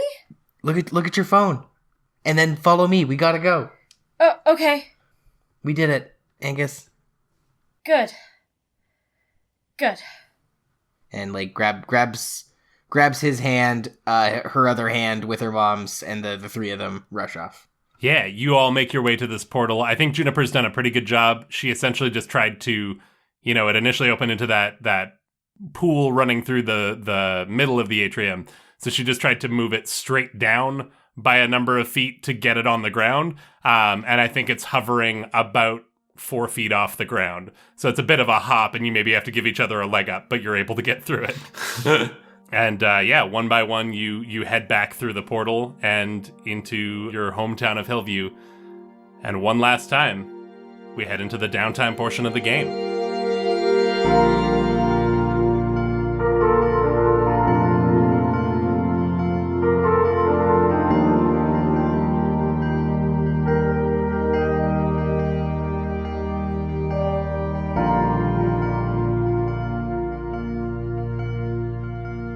Hey all you weird kids, it's me, your Slugmaster, Game Blaster, and Podcaster, briefly interrupting you for the last time in Season 1 to give you an extra huge thank you for listening to the show and sticking with us for 36 episodes, aka an entire season of our podcast, aka like over 3 full days in real time. Jesus, that's a lot of podcast. And we couldn't have made it without you. Our first season is done as of this episode, but we'd still love it if you leave us nice ratings and reviews and recommend us to your friends who maybe haven't checked us out yet and can now binge the entire season start to finish. How cool is that? Plus, we've got a ton of exciting stuff planned for the next little while, including some very cool bonus content, and ultimately Season 2, which we are still in the process of planning, but it is looking extremely cool, and I can't wait to tell you all about it. We are at Quantum Kickflip on Twitter, Instagram, Facebook, TikTok, and YouTube, so be sure to follow us for new episode updates, memes, audiograms, and more, especially with Season 2 coming. You definitely want to sign up for that and make sure you don't miss any updates. You can also subscribe to us on Patreon, where for just $5 a month, you can get early access to every new episode of Quantum Kickflip, as well as bi-weekly bonus content. We're going to keep the Patreon content coming during the season break, so definitely sign up for that if you haven't already. I'd also like to thank our sponsors at the Alberta Media Arts Alliance Society, whose goal is to advocate, educate, and celebrate the media arts in Alberta. Check them out at amaas.ca. And finally, we are proud members of the Alberta Podcast Network, who have a ton of amazing locally made shows over at albertapodcastnetwork.com. We release Quantum Kickflip bi-weekly, and we're hoping to stick to that update schedule as much as possible as we prep for Season 2 and also perform a run at the Edmonton Fringe. It's going to be a very busy time for all of us, but we're going to try our best to keep the content coming. So our next episode will go up on Wednesday, August 17th, and that'll be a Season 1 retrospective and interview with special guest Slugblaster creator Mikey Hamm. So stay tuned for that. And now, one last time, I'm going to get you folks right back to the action, but first, I'm going to throw it over to Tristan Voss's Secretary Orb for some quick words from our sponsors. Well, hello there. This is Tristan Voss's male secretary orb here. Just a floating, featureless, silver, robotic, artificially intelligent orb here to pass on a few brief words from our sponsors. Today's episode was brought to you by Alberta Blue Cross. Life as a business owner can be hectic, to say the least. Alberta Blue Cross understands that they offer flexible health, dental, life, and disability coverage for your employees. Even better, you can let your staff enroll and manage their coverage at any time on any device. That makes life easier for them and for you. You've got this when it comes to group coverage for your small business, and Alberta Blue Cross has got your back. To learn more and explore your options, head to ab.bluecross.ca. That's ab.bluecross.ca.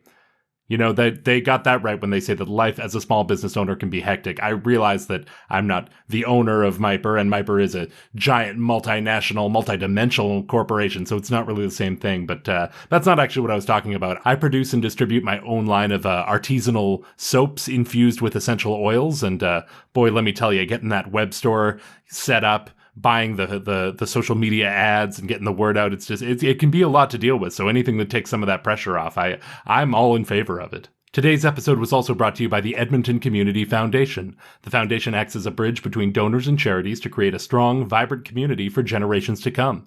You can start an endowment fund yourself or with a group, and once it reaches $10,000, it can start distributing funds. Vital Signs is an annual checkup conducted by Edmonton Community Foundation in partnership with Edmonton Social Planning Council to measure how the community is doing, and this year's focus is on making ends meet in Edmonton. Learn more at ecfoundation.org. That's ecfoundation.org. You know, charity is so important, and it can have such a huge impact. I saw that firsthand when I was on my mission trip in South America, so believe me when I tell you that this is a worthy cause, and anyone who helps connect donors to charities, they're all right in my book. All right, that looks like it's it for me. Let's get you folks back to the action.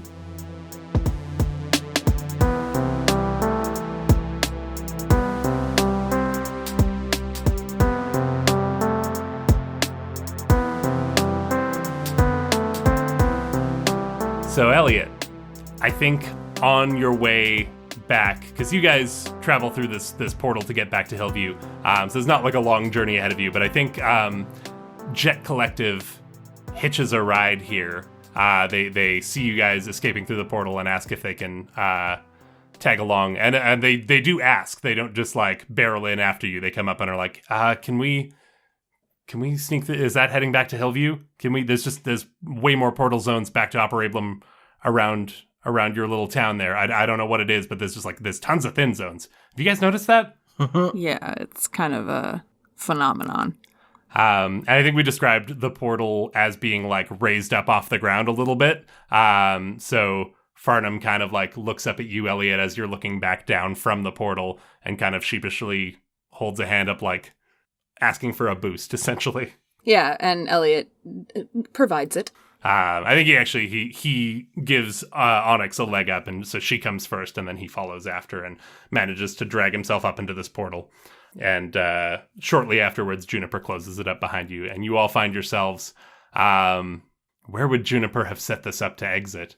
It must have just been behind the bleachers still where we were... Where you were all set up, yeah. So you're all standing outside of Hillview Secondary, the five of you, plus Juniper, plus the two members of Jet Collective who were here with you. And Farnham turns to you, Elliott, and says, thanks for that, and for... Yeah, just thanks. Yeah, you're welcome. And listen, I know the last time when I tried to apologize and you told me I didn't apologize right. Yeah, I do a lot of that, telling people that they're not doing stuff right just because it's not how I'd do it. I got some stuff I need to work on. It's a cop-out to just say that, like, Butcher's gone, so we're all good now. I know that he wasn't the only problem on our crew, but it was a little sobering to see just how far he'd go to mess with you guys like that. You're taking down Myper. That's something that we've wanted to do since we started. It's why we started, and meanwhile, you guys just go and actually do it, and we're getting in your way. That's not the crew I want to be. That's fair. The thing is, you were kind of right. And I was also very drunk. So we were both in the wrong in that situation. I mean, I'd say I know how that goes, but just based on everything I know about Jet Collective's whole aesthetic, I Farnham am straight edge as hell, and so are all of us. The whole crew. We're a very straight edge crew. So yeah, can't relate to you on that one, but I hear I hear it can be rough. What I'm trying to say is I am sorry. I screwed up. And while I've come around to the fact that it actually doesn't matter whether you accept my apology or not as long as I mean it, I think it would be cool if we could be friends. I think Farnham goes to say something, and Onyxandra speaks up first. And she says something to you in Operablen, and I don't think you're currently wearing one of those Lobe Globe translators, so you can't quite make it out. And you look to Farnham, and he says, I mean, I could tell you whether she accepted it or not, but based on what you just said, it sounds like it doesn't really matter, so let's just say I think it'd be cool if we could be friends too. Awesome. Thanks.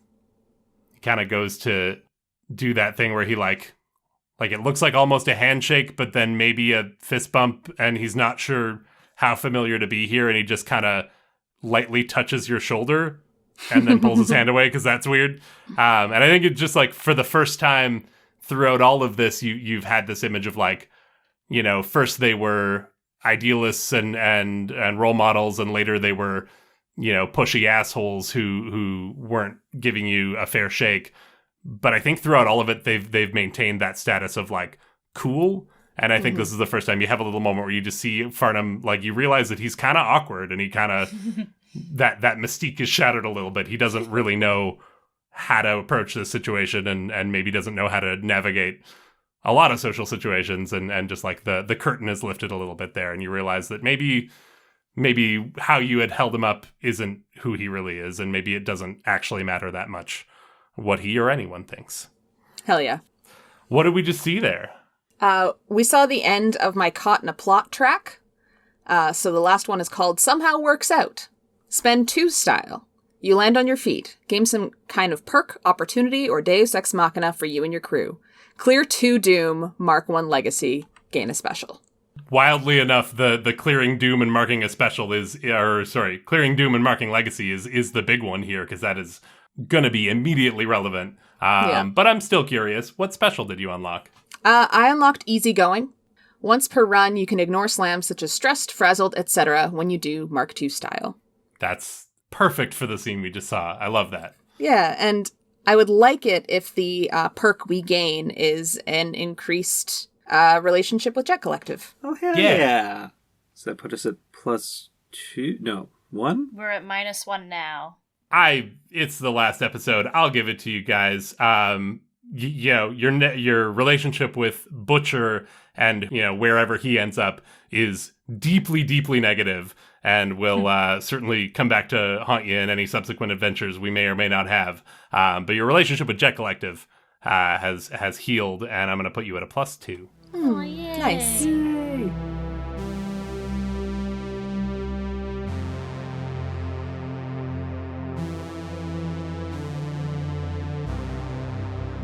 I think Lake and her mom went through the portal back home with them. I think just on the other side of the portal, once the dust is settled, is when it's time to reckon with her mom. And Lake is definitely kind of expecting the worst. I think, it starts off from a simple place of just Lake and her mom getting out of the portal and being like, hey, Mom, I think that's the first time we've ever gone through a portal together. I guess it has. She just gives you a hug, just very tight squeeze. Lake hugs right back.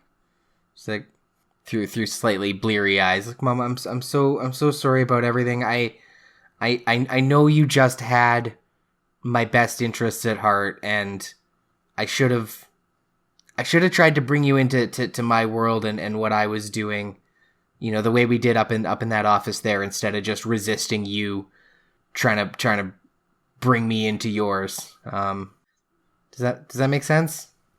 Like, I feel like I didn't trust you enough. I mean, don't get me wrong, everything that I saw today was very, very scary. And, I don't want you to get hurt.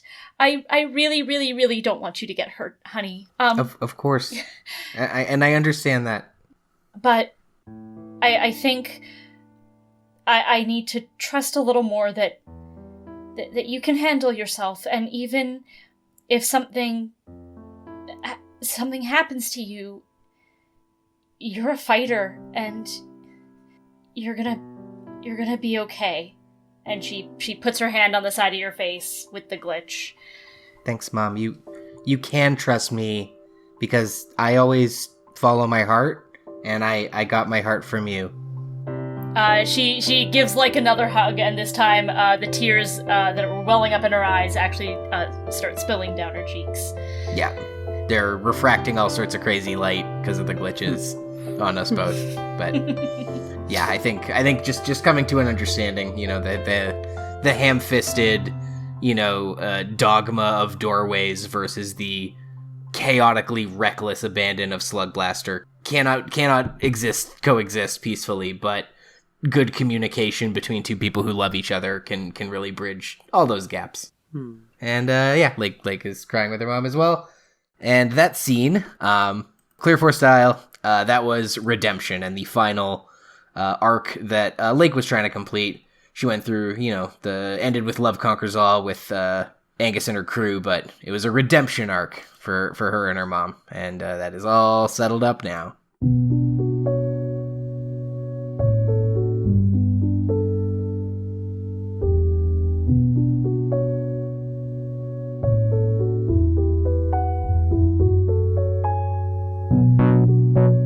After everyone gets home, Angus walks back to his house. He walks back in his sock feet with his skip modes in his hand. He can't stop it from glitching. If he wants to fix them, he's gonna have to take some time to get into the inner workings and reset the chronodial and all of that sciencey stuff. But for now, he just needs things to be on an even keel. So his shoes are in his hand as he is walking up to his house, where the first thing he sees is his brother Garrett sitting on the front porch, smoking a cigarette. And Angus points and goes, "Hey," because he's never seen Garrett smoke. Oh, geez, I didn't think you'd be back so soon. And Garrett tries to, like, put it out on the bottom of his shoe. Look, I don't do it all the time. I'm sure you know it takes the edge off. Yeah. Cripes, you need new shoes again? Angus sets the shoes down on the porch, kind of in front of Garrett. Oh, well, you still have them. At least you still have them this time. That's good. With these shoes, I fast forward through time. I can usually control it. Things got a little out of hand on this last run. But I can just kind of move through things more quickly. Most of the time I do it when I'm bored, when I don't want to be somewhere, so I can get out of the situation a little faster. I get you. They take the edge off too? Big time. But, I've kind of been carrying a lot of, anger and grief, I guess, and pain. And I kind of always thought that, time would get rid of that. There's like a saying or whatever, time heals all wounds. Yeah. Oh, yeah. Live, laugh, love, good vibes, whatever. Oh, boy. Don't let Mom know. She'll put up another sign in the kitchen or something. But it doesn't. It just kind of dulls it. And I've been kind of leaning on that, I think, for too long. I realize I probably haven't been doing much to help with any of that healing at all. Whatever. As your brother, and you kind of filled a role that suddenly went missing, like... But the other two are a handful, okay? That's never what I wanted, though. I know I could never be Dad, but I wasn't trying to be, but I think I just ended up pushing you out because you were old enough to feel the same things that I was feeling. The other two, I'm sure they're still confused in their own way, but they weren't quite old enough to be in it the same way that we were at the time. And I just don't know how you and Mom handled it. 'Cause the only way that I handled it was fast forwarding through it. And even that wasn't handling it. I'm not strong enough. The way that and Angus looks a little bit flustered because this is the closest thing he's ever come to saying anything nice about Garrett, I think. I'm not strong like you are. Hey now. And Garrett stands up from the steps and sort of takes a step forward, and he's not sure if he can I think the last time he approached you in this way is when he pushed you up against a wall. Yeah. He was like, we don't really have a hugging thing here. And I think he just fishes into his back pocket and gives a quick shake to the pack of cigarettes he has there and holds it out to you and says, "Hey, look, I'm plenty weak. We all have our own crutches, and man, I should have just been there to help be one for you. Not a crutch, but a support." Angus takes the cigarette. He says, I think that would be a good thing for both of us to remember. And, shit. You watch that mouth of yours. Don't look at the news. I've seen plenty so far tonight. Good. That means Mom has too, right? Yeah, we Damn we it, were watching yeah. most of it. Okay, good. Do you have a light, by the way? Because I've misplaced my lighter. Oh, yeah, no, look, let me I get replaced you it in my other here, gear with a space-time ampermeter anyway. I'm sure that makes sense to people your age. No, not a generation gap. Let me, I got you. Listen, if you want to be a support for me, then, I don't want to ask this, but I think I need to, God, I think I do need new shoes. 'Cause I think I want you to take these ones from me. And, keep them from me. Are you sure that's what you want? No, not at all. I hate every fiber of my being is really wanting me to not do this. Not what you want, but maybe what you need. Yeah, Mom's gonna hang a thing on the kitchen wall. No. Yeah.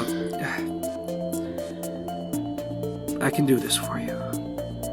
And anything beyond that you need, I want to help you out, bro. And Garrett picks up the skip modes. Thank you, Garrett. Anytime. And then I think we finish smoking our cigarettes and go inside where Angus's mom is undoubtedly Watching Who Wants to Be a Millionaire. Hey, Garrett, Angus, come here.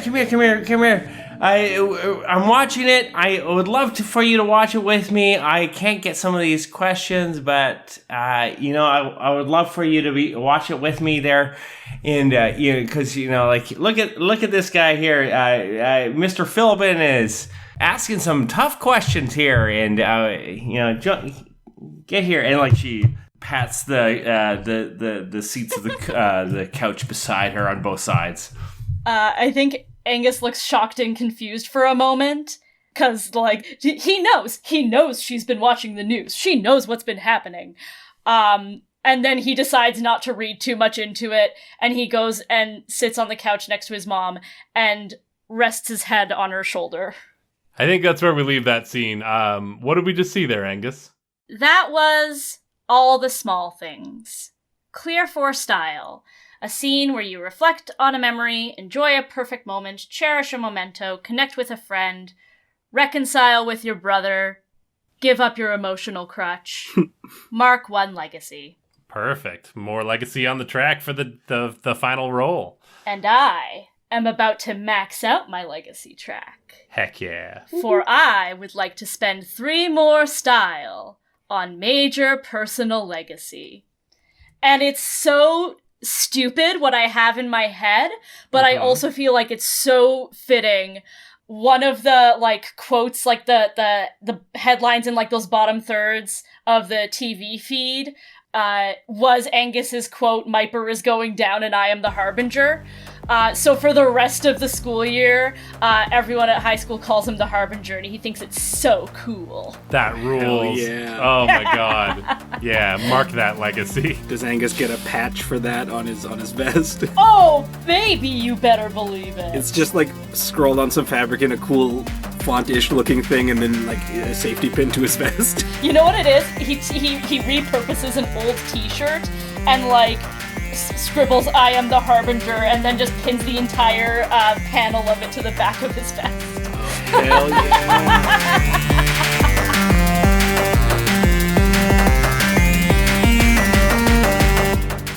I guess after a lot of congratulating and everything at the field, everyone sort of heads their separate ways, and Nick takes the what seems like a long ascent up to the higher floor of the apartment building to get back to their home, when he's not just walking up the side of the exterior, but he takes the stairs up, and I think just has to take a moment outside the front door to their apartment with his mechanical pencil gripped tightly in his hand.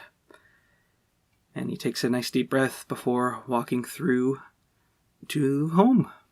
I think as you walk in, your mom is there, and she initially doesn't even look over as you enter, and you see that the TV is on, and she has been watching the news report as it first covered the big scoop of the infiltration at Myper HQ, followed shortly by the Mypergate leak, and you see her just staring at the screen there. But she eventually does look over in your direction.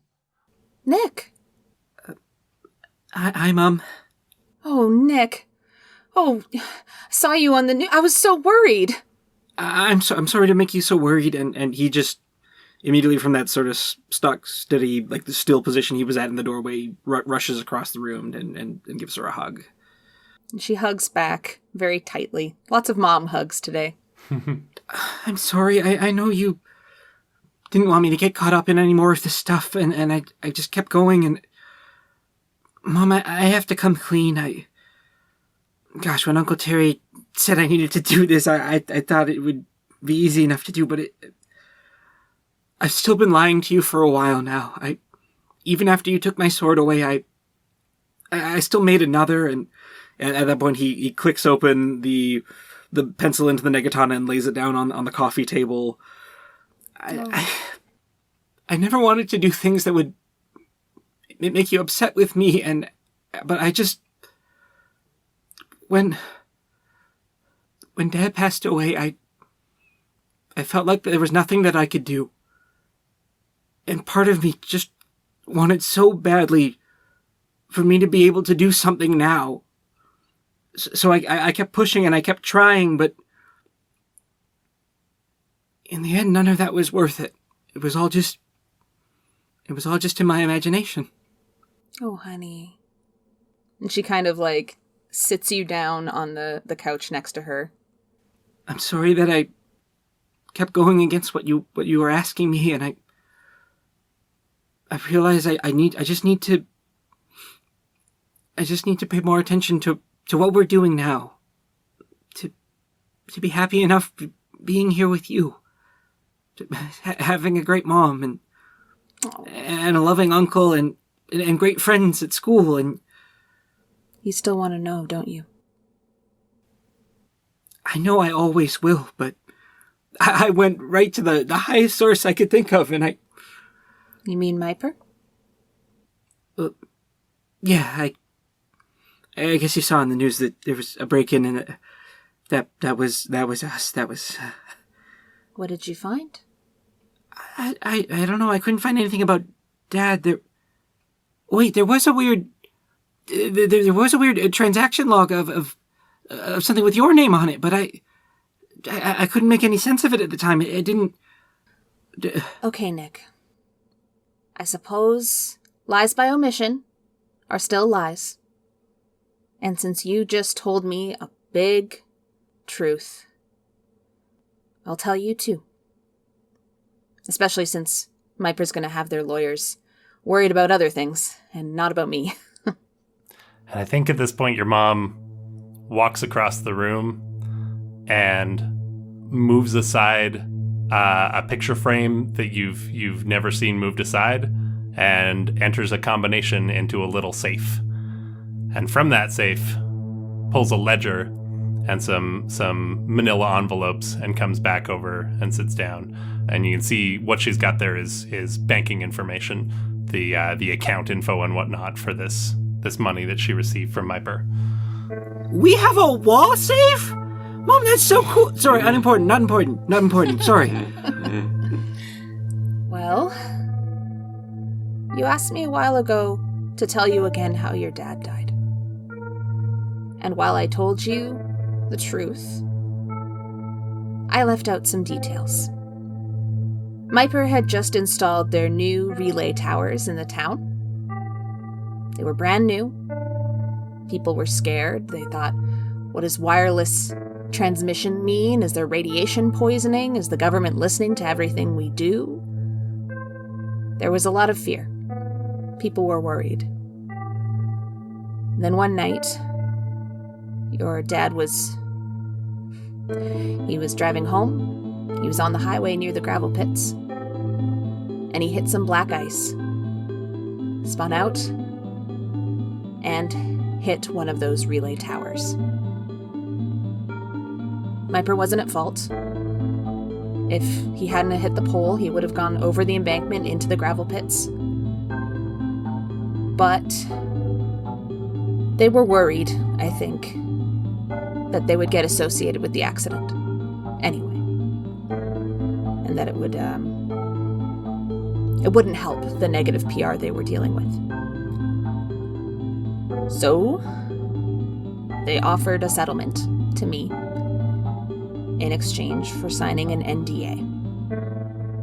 And that's what this money is. And I think, Nick, in that moment, it hits you. You realize that Myper genuinely didn't know that your dad was onto them. In fact, they had no idea who he even was. Whatever your dad had figured out about Myper, however close he had gotten to the truth, none of that had anything to do with him not coming home that day. In the end, his death was exactly what you were always told it was. An accident. Completely random. I think Nick... I think his mom passes him the ledger and the envelopes, and he can sort of like hold them, look through. And he just sort of sits there quietly, and eventually he gets back up and he goes and places it all back in the safe, and then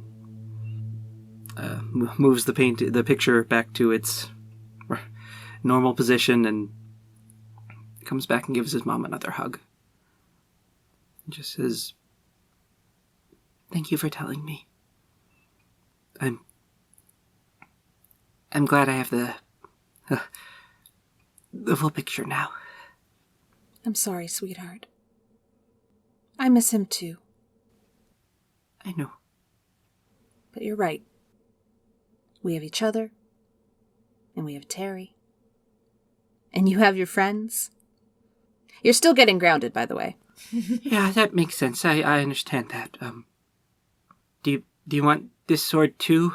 Is that part of the grounding? Do I need if to... you keep making swords, there's no real point in me taking them away, huh?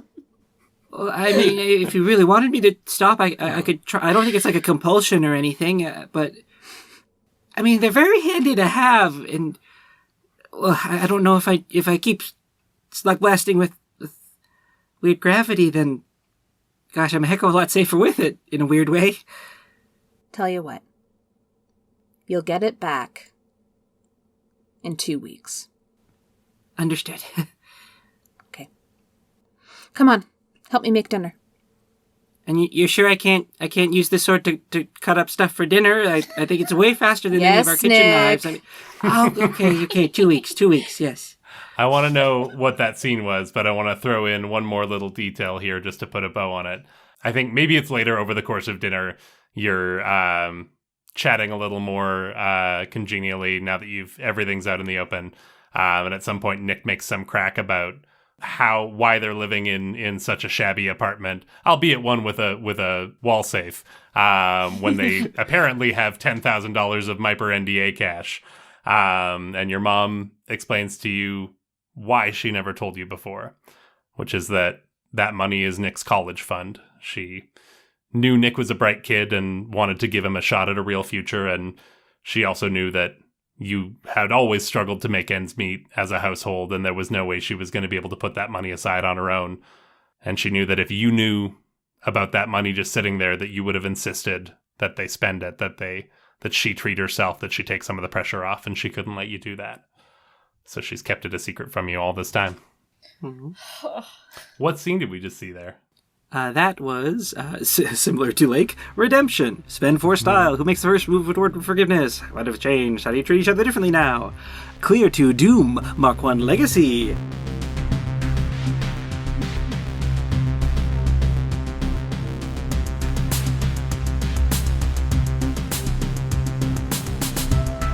So what you see is a series of scenes where Chester is like putting in cassette tapes and hitting record, and then, listening back to it, and then another clip of him, like, planning out the cassette and everything like that.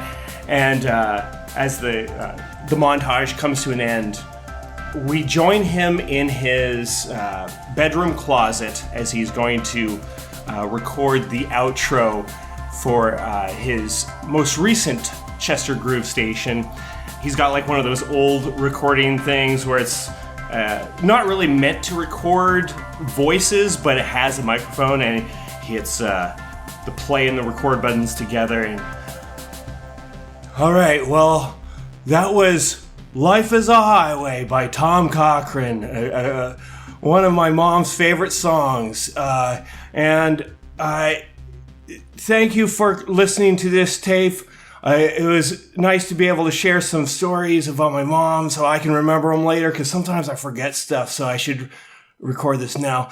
And, it's been really interesting being with Weird Gravity. They've helped me, really come out of my shell. I would keep stuff to myself, and it got me in a lot of trouble. And so I think that's why I wanted to share some stories about my mom, some of our favorite songs, and thanks for listening.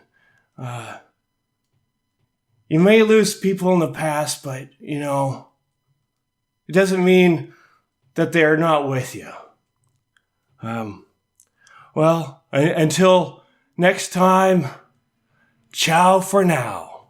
And then he hits stop on the tape, and he pops it out of the recorder, and it's actually the erased tape of the Enya tape that he had.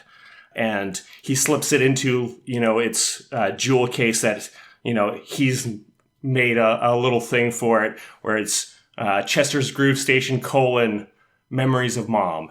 Aww. Oh, heck. That's adorable. What scene did we just see there? The last one, I don't know. I don't need anything. I'm all full up on Just a little beats. just a little close it off. That's perfect. I love that.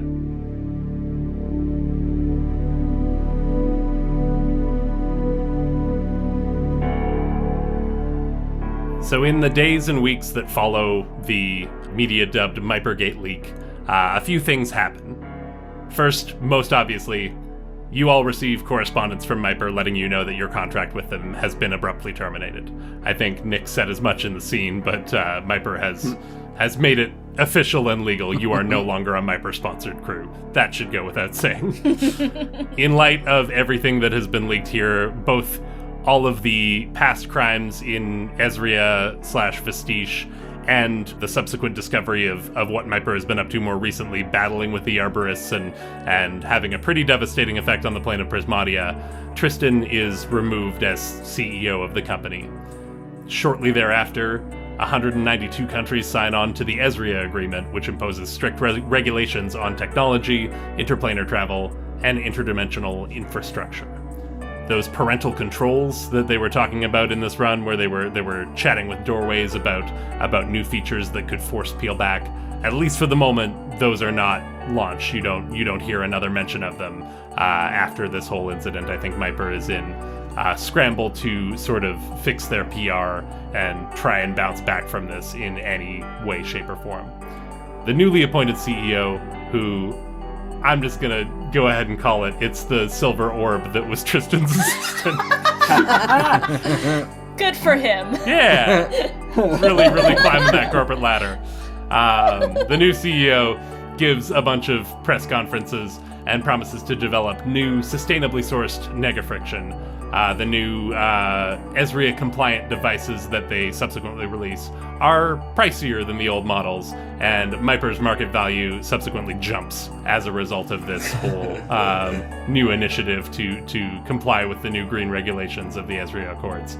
They do, however, funnel some of that profit into the Vestige Restoration Project, which is a partnership they have with Drow.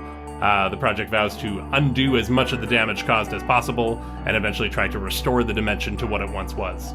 So far, however, very little progress has been made as every research team sent over has been just terrorized by giant monsters, so going has been slow thus far. But that could all change shortly. A coalition of Slugblasters and activists, including members of Jet Collective, have offered to partner with the initiative to help them set up a foothold in Vestige and to continue their research. As well, there is a huge benefit concert, Esri Aid, which is hard to say, to raise funds for the restoration project. Headlined, of course, by Ramona Nova, but she secures a prime opener spot for Paula the Ape Woman. Your friend's Subsonic Sentinel, friends might be putting it strong, get a sponsorship of their own, and they take every opportunity to rub it in your face. They are the new sponsored Slugblasting crew of Hillview's own Video Hut. It mostly amounts to just unlimited free rentals and no late fees, but they really hold it over your heads that they're sponsored and you're not. Oh my god, the fact that Nick would have to serve them with that. Oh. Yeah, it's not all high points in this little epilogue. Once Myper has sort of done some damage control, they've ousted Tristan, they've started to move towards this green shift. They do unveil their own new sponsored crew. The Wicks are now the face of Myper in your place. And thinking back on it and how they were conveniently there in Operablum to tell you exactly what you needed to hear to take the contract, you wonder if maybe they always have been Myper's crew, but that's neither here nor there. It's official now. Weird Gravity, on the other hand, gets quite a bit of attention from this, but not a lot of sponsorship opportunities. Sponsors seem a little cagey about going into business with you after seeing what happened to your last business partner. That may change down the line, but at least in the immediate aftermath, not a lot of, the phone's not ringing much to get into business with Weird Gravity. Nevertheless, your clout definitely goes up from this, and to symbolize that on the crew tab here, I'm going to, in addition to the crew style and your own style that you have at your disposal, I'm going to tick these last two boxes in your current fame level to push you over to Rising Stars, the last level before going pro. The boost in your profile affects each of you differently and affects the crew as a whole, and we're about to find out exactly what that looks like for each of you and for Weird Gravity.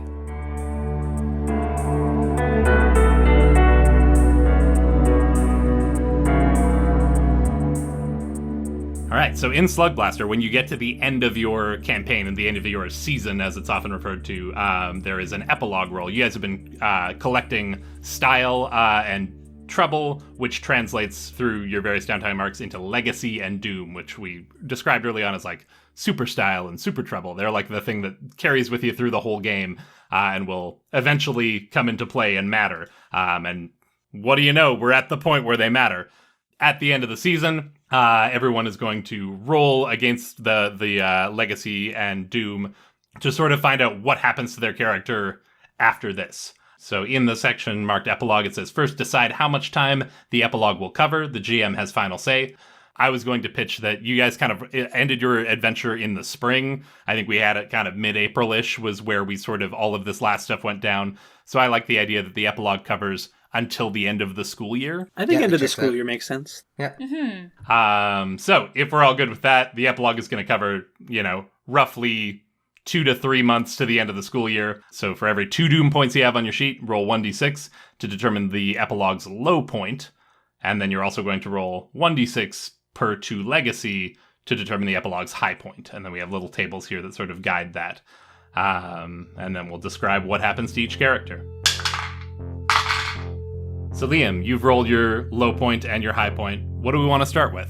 So my low point, I rolled a 4, but for my high point, I rolled a 6. And so I think maybe starting with the high point, because I can tie it back as well to our crew style, where we have unlocked a quantum hangout as part of our crew style payoff. Describe to us Lake's high point. Yeah, the high point, living the dream, fame, popularity, money, contributed to science, or just complete happiness doing what you love. You get what you wanted most. And I think a couple months out from this whole debacle, as school is coming to an end and Lake is looking forward to the summer, she resolved things with her mom. She takes a page out of her mom's book and realizes that, surrounding yourself with the people you care about is the best way to get what you want. Not just Weird Gravity, but in this case, I think Lake helps establish this new quantum hangout for all the kids in Hillview. It is a pocket dimension that exists in the quarry, the rock quarry, where we have our first pits, party. Yeah, the gravel pits, from thank episode 1, 2, right at the beginning. Yeah. And Halloween, too. I think it's where we discovered the greased sandwich philosophy. And on New Year's, there was the battle with the Bat King was around there. Precise. This place is loaded with multiversal energy, and so it's a natural place to establish a sort of multiversal hangout. And so at the right angle, it looks like a rock quarry, a gravel pit. But if you just go down the right slope at the right speed at the right angle, kids all over can break through and reveal the Hillview Slugblasting Association, the HSA, serving all of this section of Alberta. Frankly, kids from Grand Moraine even come hang out here. And it's got everything. It's a humble place. It's not like a huge, we don't have Myper money, but sort of existing outside of time and space is a clubhouse where you can work on your board, trade parts, fix parts. There's I think maybe a half pipe built in, and then some sort of hangout, old couches, other things. I'm not sure what dimension this is in. I think maybe it is just a dimension of derelict warehouses. Yeah. I love that. Because I think the gravel pits were heavily tied to the weight of Vestige. And maybe it is in Vestige. Maybe in, while that Ezria reclamation project is happening, you guys are off in your own little corner in the sand dunes. You found this abandoned warehouse to do this. Or maybe it's in like an adjacent, it's an infinite multiverse. Maybe there's a copy of Vestige that suits your needs. I'm getting big, not to get too referential, but like the Ninja Turtles live action movie, The Foot Clan Hangout, where everyone's, riding the half pipe and there's loud music playing and Sam Rockwell's offering you menthol cigarettes, that kind of thing. Precisely. Except it's not menthol cigarettes, it's cheesesteaks, snack of choice around these parts. And Lake is Mrs. Popular around here because she helped found it, she helped build it. And she represents the interest of slug blasting across all of Hillview and also, influence on my page, influence on throughout the multiverse. But here, this is kind of like her home base, and hopefully everyone else's home base. We'll find out who wants to hang out with her here. But yeah, Lake establishes a slug blasting association to try to legitimize the sport, the activity, and to sort of encourage people to do it safely, correctly, but while still kind of using her cool credibility to keep it legit and not, just another Doorways, right? I love that. In fact, maybe even finds herself, Doorways is speaking at public events, and she shows up in like a jacket with shoulder pads and is ready to speak on behalf of the interest of local slug blasters. I think it's probably fair to say that your mom has reevaluated some of her position there. Like, I think she saw kind of how quickly the Doorways members were getting on board with like forcing peel back and other kind of like awful stuff in their tour of the Myper headquarters. They were like, in the interest of protecting their kids, they were willing to do some pretty serious damage to their kids.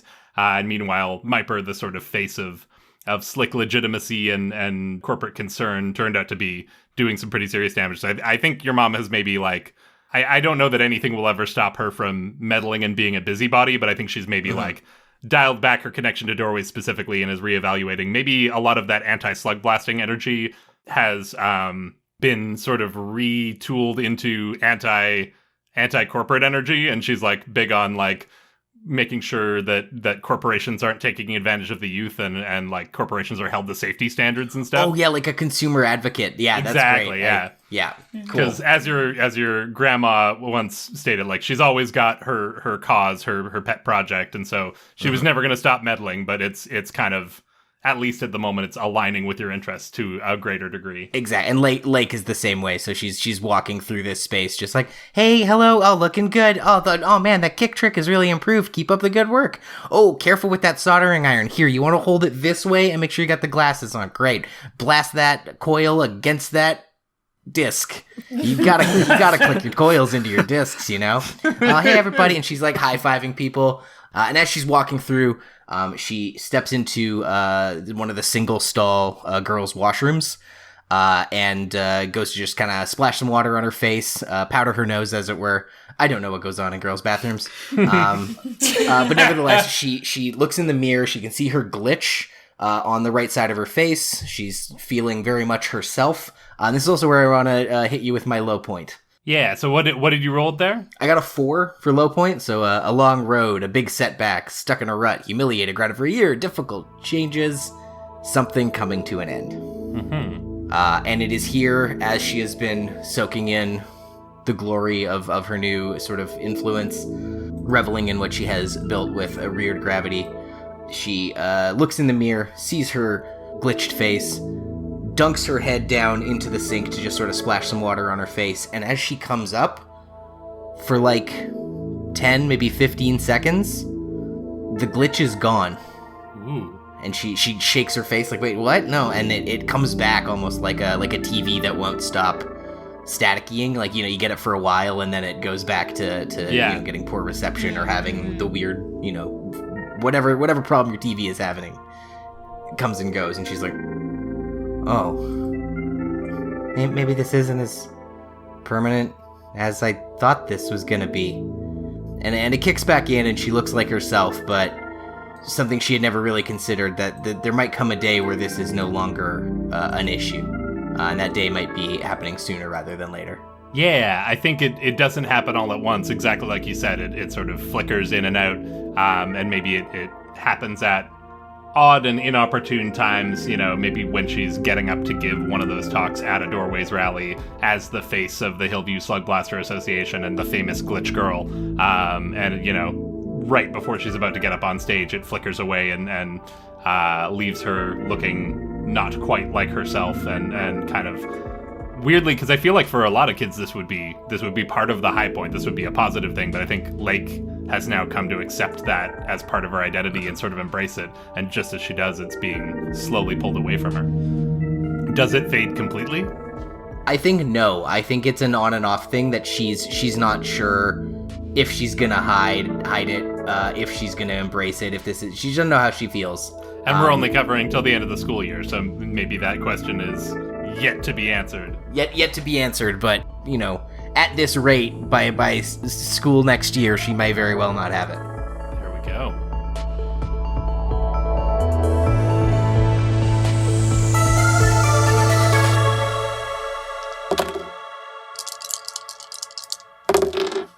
Nick, which did you want to start with, high or low? I think I may also go high first. What'd you roll? I had rolled a 4.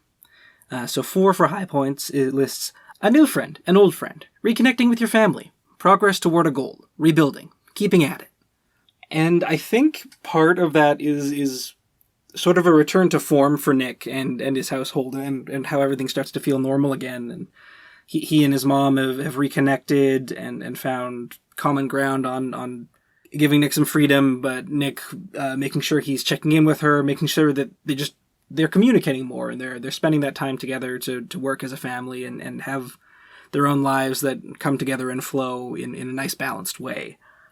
But along with that, he's getting back at it with both his original Negatana and his Mark II, tinkering with them. Who knows, maybe he's possibly working toward another variation in a Mark III somewhere down the line. And life is just kind of getting back to a good, happy place where home feels like home. And Uncle Terry comes over and they all have a good time. And it's a nice little return for him, I think. Aw. And what's his, what did you roll for your low point? Yeah, with low point, I had rolled a 2, which lists as a mild embarrassment, an amusing predicament, a change of plans, a thing that still nags at you, a looming threat. And I think among that list, the point that stands out to me is a thing that still nags at you. Mm-hmm. And even though everything has sort of come back together with his family, and he's sort of moved to a point where he doesn't feel like there's anything else he needs to find out about his dad. There isn't any mystery to solve or anything like that. That was always something that was really hanging over him throughout this year. But I think he still can't help himself from thinking about the stuff on the laptop. And every now and then he goes back in and he starts sort of delving through files, and he doesn't know what he's looking for, but there's just something in the back of his brain that, like, he can't seem to just pack it up and put it away somewhere. There's always some lingering little curiosity, and he doesn't know what it's asking him to search for, but there's still something there that kind of echoes in the back of his mind when his thoughts quiet. Yeah, I love that. And I think maybe you return to the laptop every so often and dig through some of the files and try running different searches and algorithms to see what you can find. And it never really turns up anything, but you do it anyway, just sort of out of habit. And then one day you stumble across a message that you've never seen before. It's never come up in any of your other searches, and you realize the reason you've missed it is that the timestamp on it doesn't make any sense. According to the metadata, this message has been on this computer since before this computer existed, but also it was originally sent on a date that hasn't happened yet. It was sent from a Drow server, and it documents an experiment in which they opened a portal to another plane that exists not just outside of our world, but outside of our time stream, a reality beyond the fourth dimension. The message says they plan to investigate further, and you honestly can't tell if these tests already happened or if they take place sometime in the far future. But when you read the description of an incomprehensible expanse filled with shifting fractal patterns of energy, you remember exactly what that looks like. Because you remember accidentally opening a portal there yourself with your Negatana. And as you consider all the possibilities and ramifications of journeying not just outside of space, but outside of time as well, you begin to idly wonder if you can figure out how to open that portal again.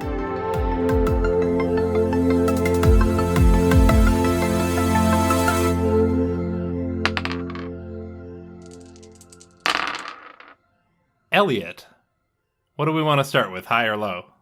I want to do a little bit of an interesting thing. I think my high and my low point might be the same event. All right, so tell us what you rolled, and we'll look at where that is on the table, and then you can describe this to me. Sure. So I rolled a 3 for my low point. A mild embarrassment, an amusing predicament, a change of plans, a thing that still nags at you, a looming threat. Mm-hmm. And I rolled a 5 for my high point. A new friend, an old friend, reconnecting with your family, progress towards a goal, rebuilding, keeping at it. And I think these amusing predicaments that we find ourselves in involves the Esri Aid concert. Oh, very good. I think the way the, living situation worked out, Elliott ended up having to share a room with Ramona Nova.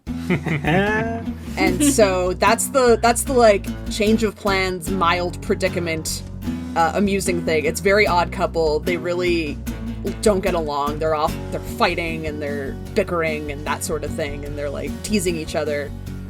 But I think it comes around and they form some more of a friendship than they had before. They realize that working together is much more productive than fighting each other, especially since Juliet is out of the way now. And I think maybe Elliott discovers that Ramona doesn't have a lot of friends, not real friends, and uses that opportunity. I can see a late night bonding session where they're eating chips and staying up super late and talking about people they like or something like that. And Can we get a little taste of that in character between the two? Oh, yeah, absolutely. Yeah. I hate the TV channels that you guys get in this dimension. They're so much better in popularity. There's so much more stuff on. Your music station barely even plays any music anymore. It's embarrassing. Yeah, I know. It's the worst. But if you stay up super late, they start talking about music videos and how bad they are, and the jokes they make are super not family friendly. All right. I feel you. You got, have they ever done one of your videos? I mean, don't get me wrong. You've given me a huge boost, but I don't think I've ever been that popular. I think she knows that you guys haven't recorded any music videos and is smirking at you like she's teasing you a little bit. Wait, have they ever done one of my videos? And it goes from a smirk to genuine concern. Oh, yeah. Well, we have to... And she's flipping through the channels and we have to find it. Is it on now? Where is it? I don't know. They just play whatever they feel like playing. Are you not familiar with the concept of live television? No. In popularity, it's all you can just watch whatever you want, whenever you want. Do you guys not have that here yet? It's oh man, it's so much more convenient. You just pick any episode of any show. It's all available all the time. Really? Yeah. Wow. I would never be upset with that, nor would I be bored, even if there were a million options. Yeah, no, you'd think that it would be so many choices that it just like, you get bogged down with the fatigue of having to choose out of infinite content, but it's always really simple and productive, and you always find exactly what you want. It's always great, and there's no downside.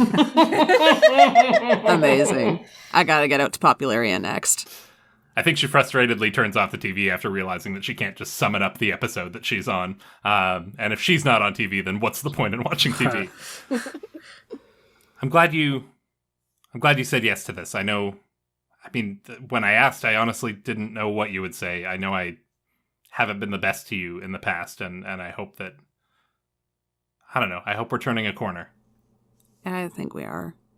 You're actually pretty cool. Yeah, obviously. Yeah, but you're not so bad yourself. Thanks. And I meant your personality is cool. Ugh, don't tell anyone that. I have an image to maintain. Of course. Everyone knows that I'm ruthless. If it gets out that I'm fun to hang out with and easy to get along with, I'll never hear the end of it. I'll be fighting them off with a stick. Still, this is nice. I like this better than always being at each other's throats. And she goes to reach into the bag of chips, and her hand meets empty chip bag and is like, "Did you eat the last of those? Okay, friends off again. You're dead to me." She crumples up the bag and throws it at you.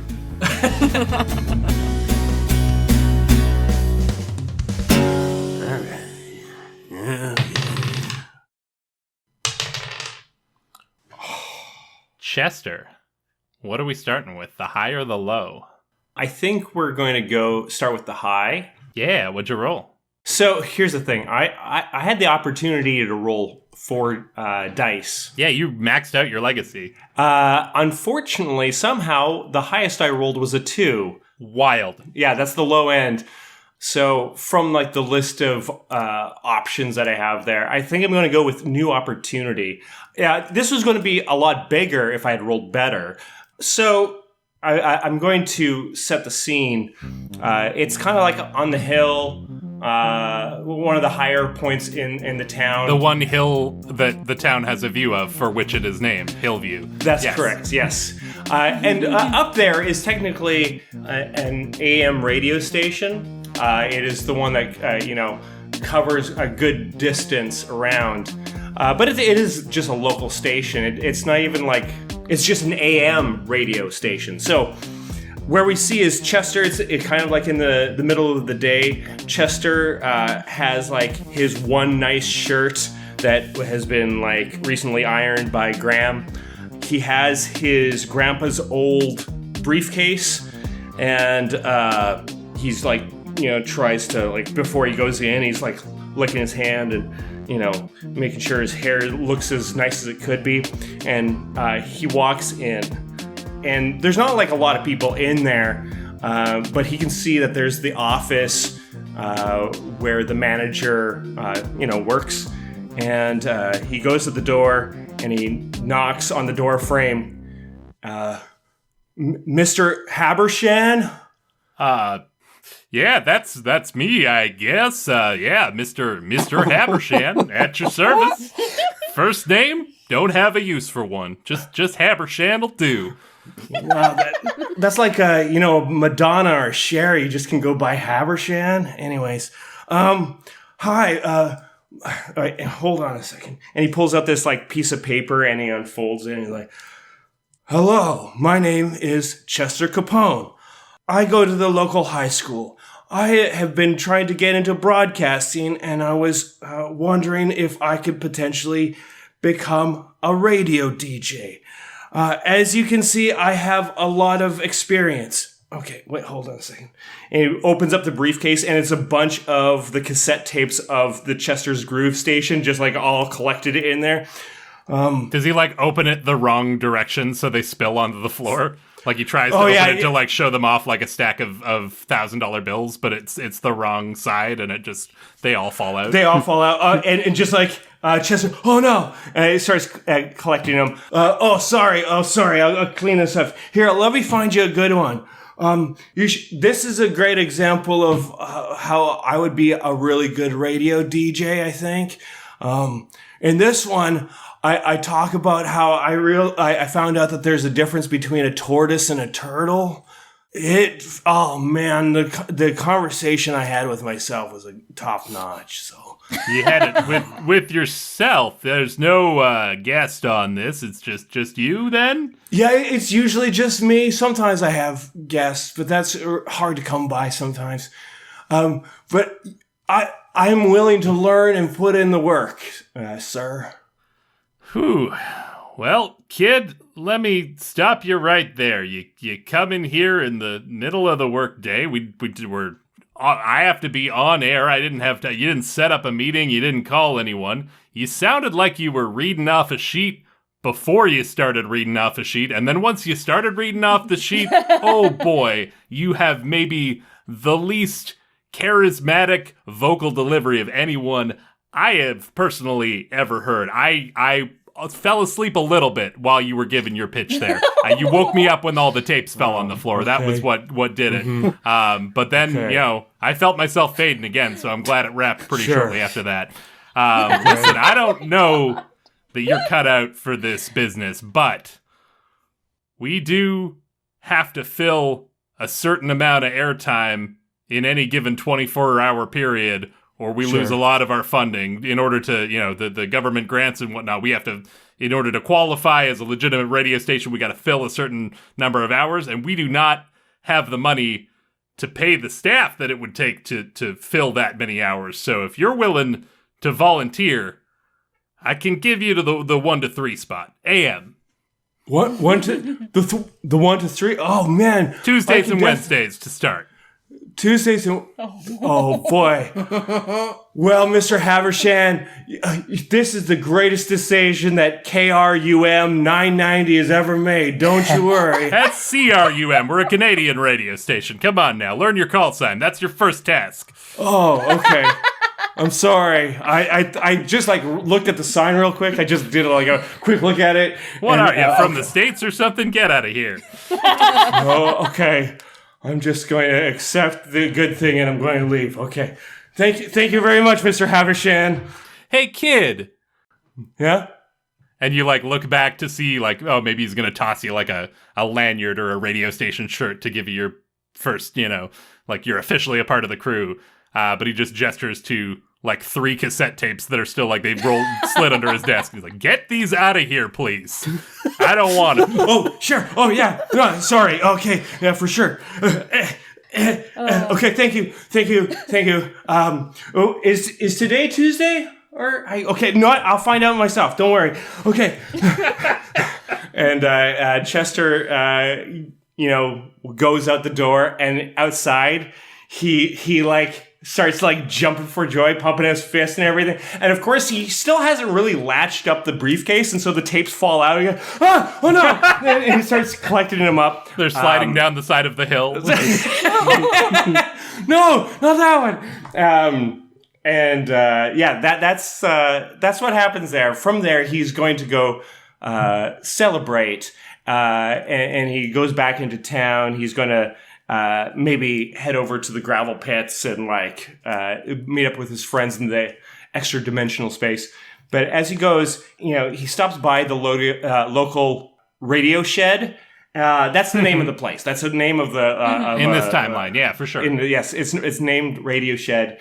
And he's looking in the window. He's looking at the other equipment, because the thing is, now he doesn't have his armor anymore. The armor is, not in his possession.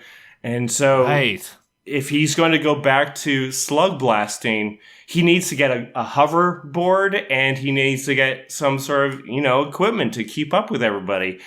But he looks in and he sees this hard light board, and he's like, I'm going to get you. Oh, yeah. And then that's his, low point, the fact that he has a change of plans. Because I rolled a 1, so it's low stakes. He lost his armor. Yeah, it's a very mild low point. Yeah. Part of me was certain you were going to say he has to reapply for his position at the pizza place to get a hoverboard. But no, this is better. This is good and hopeful. Love that, yeah. How many dice is it for Legacy? 4. And finally, Angus. What are we starting with? We're going to start with the low point. I rolled 1d6, and I rolled a 1. So much like some of the other players, I have a mild embarrassment, an amusing predicament, a change of plans, a thing that still nags at you, a looming threat. I think Angus, and also, Laena, kind of expected that he would maybe get in a little more hot water over how recklessly he behaved at Myper headquarters. And I think that could be true. Like, I don't think it's necessarily that, like, you face 0 consequences, but just that, like, whatever consequences you do face, they don't have that big of an impact on you. Maybe you do have some things you have to navigate through, but you're up to the challenge. You're able to, talk to probably some police at some point and probably some counselors. But like, yeah, it's not the thing that like completely ends everything for you. It's a manageable challenge. And you know what? I feel like that does make sense that that's something that Angus could like roll with fairly easily. I just think like part of him thinks this is really cool the whole time. And so that kind of like fuels his motivation to be able to navigate these like somewhat complex situations. And I think a big part of it may be that you you went through an entire downtime arc where you sort of were distanced from and then reunited with your mom and kind of learned to see things on each other's level. So like, I think that's the key. If you hadn't gone through that arc and you were still in the position you were at the start, this would have been the thing that got you pulled out of school forever and come down on like you're homeschooled for the rest of the time. You and your mom are at each other's throats. But because you kind of went through that all, even though there's cops asking after you and counselors worried about you and all kinds of heat coming down, your mom has your back through all of it. I love that. That makes so much sense. She's supporting him through this, and I think Garrett is supporting him through this as well. Yeah. Your mom's got your back and Garrett's got your shoes. Yeah. And like, while he's like navigating all this, you know, when things kind of got shook up with his family dynamic and his dad left, he didn't really know how to emotionally process it, and he didn't really know how to find the support of his family. And now that he's in another situation where things are very tumultuous and kind of higher stakes, he has that support, and I like that that's the thing that makes all the difference for him. So he can navigate, you know, talking to police and Myper lawyers. He can navigate talking to school counselors. The tricky thing for him is navigating talking to Patterchuck. I think there is maybe an agreement made where part of Angus's community service or whatever is maybe it's like an in-school suspension deal or something like that, where he is pretty much under Patterchuck's watchful eye the whole time. And maybe this is low-key an opportunity for Patterchuck to redeem himself, because I feel like putting the name of a 16-year-old minor on blast might not be the best look, maybe? So, you know, Patterchuck has this task in front of him to redeem this troubled youth, and Angus has to do this if he wants to pass 10th grade and not be pulled out of schooling. So his school days aren't really in a classroom with peers and fellow teachers. It's him and Patterchuck. And the very first time he goes into Patterchuck's office with the high window and the rain gutter, water's pouring out because it's still spring and everything looks like crap, he sits down, casually, chill, taps his heel, and then goes, "Oh, no." You don't have those shoes anymore. I just realized. Patterchuck spins around in his chair like a Bond villain, and you realize that he must have been waiting like that for you to enter, and says, "I seem to recall." Can I offer that his chair doesn't have wheels, and so he's just like scooting it inch by inch as he's talking? Yeah, he's dragging. And the sound is so grating on Angus's ears. I seem to recall. Hang on.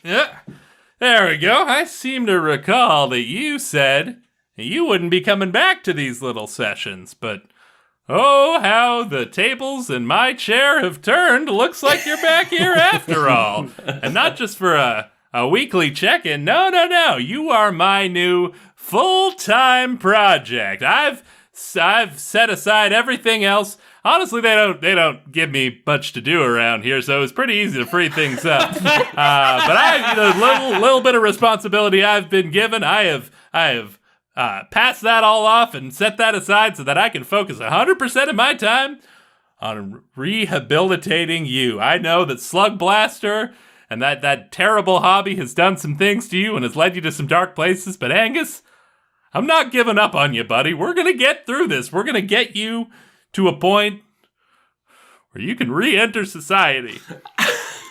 And throughout all of this, a slow look of horror has gone over Angus's face, as maybe for the first time, he's heard every complete sentence from Patterchuck at normal speed, and realizes this is the next, how much time till summer? 9 weeks-ish? Oh, perfect. Patterchuck's like, well, let's get to work, and he goes to dial in the radio. Hope you don't mind if I put on some tunes. My brother is a DJ over at the AM radio station. People say we sound a lot alike, but we have very distinct voices.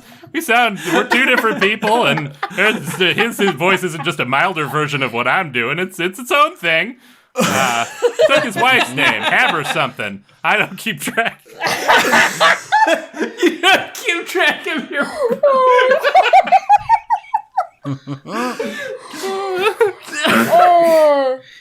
So Angus has a really difficult time, and I feel like maybe he's even more blunt and short-tempered because he doesn't have this opportunity to fast forward. Like not being able to use the skip modes is proving to be a little bit harder than he thought, especially with this amusing predicament in which he finds himself.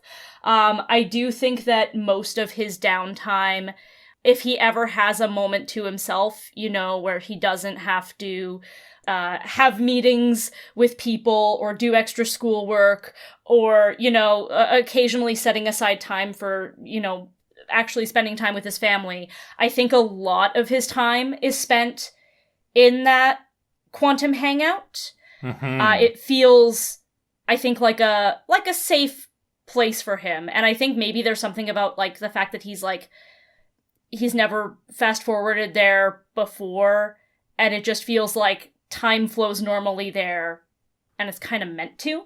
I love that. That's great. And for my high point, what do we roll? I rolled 46, and I got a 6.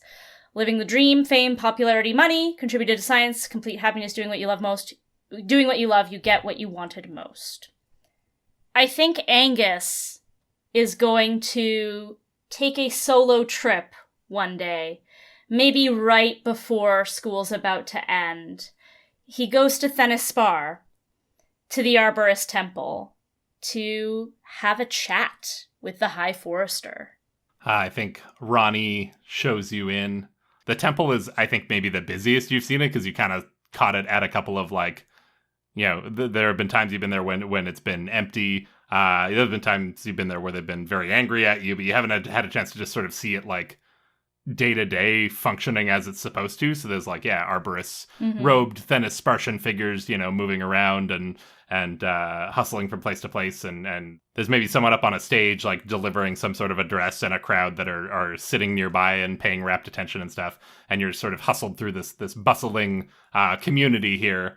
But you also notice as you go through that, a lot of the arborists there in attendance have, scrapes and bruises and stuff from the battle in Prismatia. A lot of them are looking a lot worse for wear, and you can see that, some of the activity is, mending robes and reconfiguring devices and stuff. But you're hustled through to that same back office where you first talked to him, and welcomed in by the High Forester. Hello, Mr. Franklin. I must say I wasn't expecting you today. Is there... What brings you to Thenispar? I want to do more. Do more Well, I'm still pretty new to your language, but it seemed like that sentence didn't have a thing that it was about. It just sort of stopped in the middle? Is that how sentences do that? Do more what? Everything. Ever since I started this, ever since I've gone out into the multiverse and made friends with the people in my life right now and done slug blasting, it's always felt bigger than me. Bigger than anything I could ever do. But I can also only do so much. And what if another Tristan Voss comes along, or I mean, anything? There's so much that still I need to know, and so much that I need to see, and so much that I need to do. This is my life. Slug blasting is my life, and I want to be the best damn slug blaster there ever was. And I think I need your help to do that. You speak a lot of wisdom. Yikes. Sorry. The habit. Do you know what impresses me most about you and your friends and the community that you're a part of, the Slug Blasters? We as the Arborists, we shepherd entire dimensions, entire societies into the light of the multiverse. We help them slowly and carefully learn about this truth of the universe, that it's so much bigger than they ever could have known, and that they are but one facet of an endless sprawling multiverse, and that needs to be done so carefully and so tediously, just to make sure that when that truth is finally learned, that everyone's ready to accept it and doesn't reject it or exploit it, or, well, we've seen what can happen. But then there's all of you. You are just a bunch of kids, and you are faced with this knowledge, this truth, and you just take it as it is, and not only do you accept it, you thrive in it. You go out and you explore, and you learn, and you make mistakes, but ultimately you celebrate every aspect, and it's never ceases to amaze me just how quickly you all can take that in and accept that truth. And I think if you're willing to put in the work and do your part, we'd be lucky to have you. I am. Honestly, everything you said makes perfect sense to me. I have never been good at taking my time with things. I imagine the cadence of my voice and my general manner of speaking is probably pretty grating to you, being someone who can't stand moving slowly. Well. Sorry. I can get used to it, I think.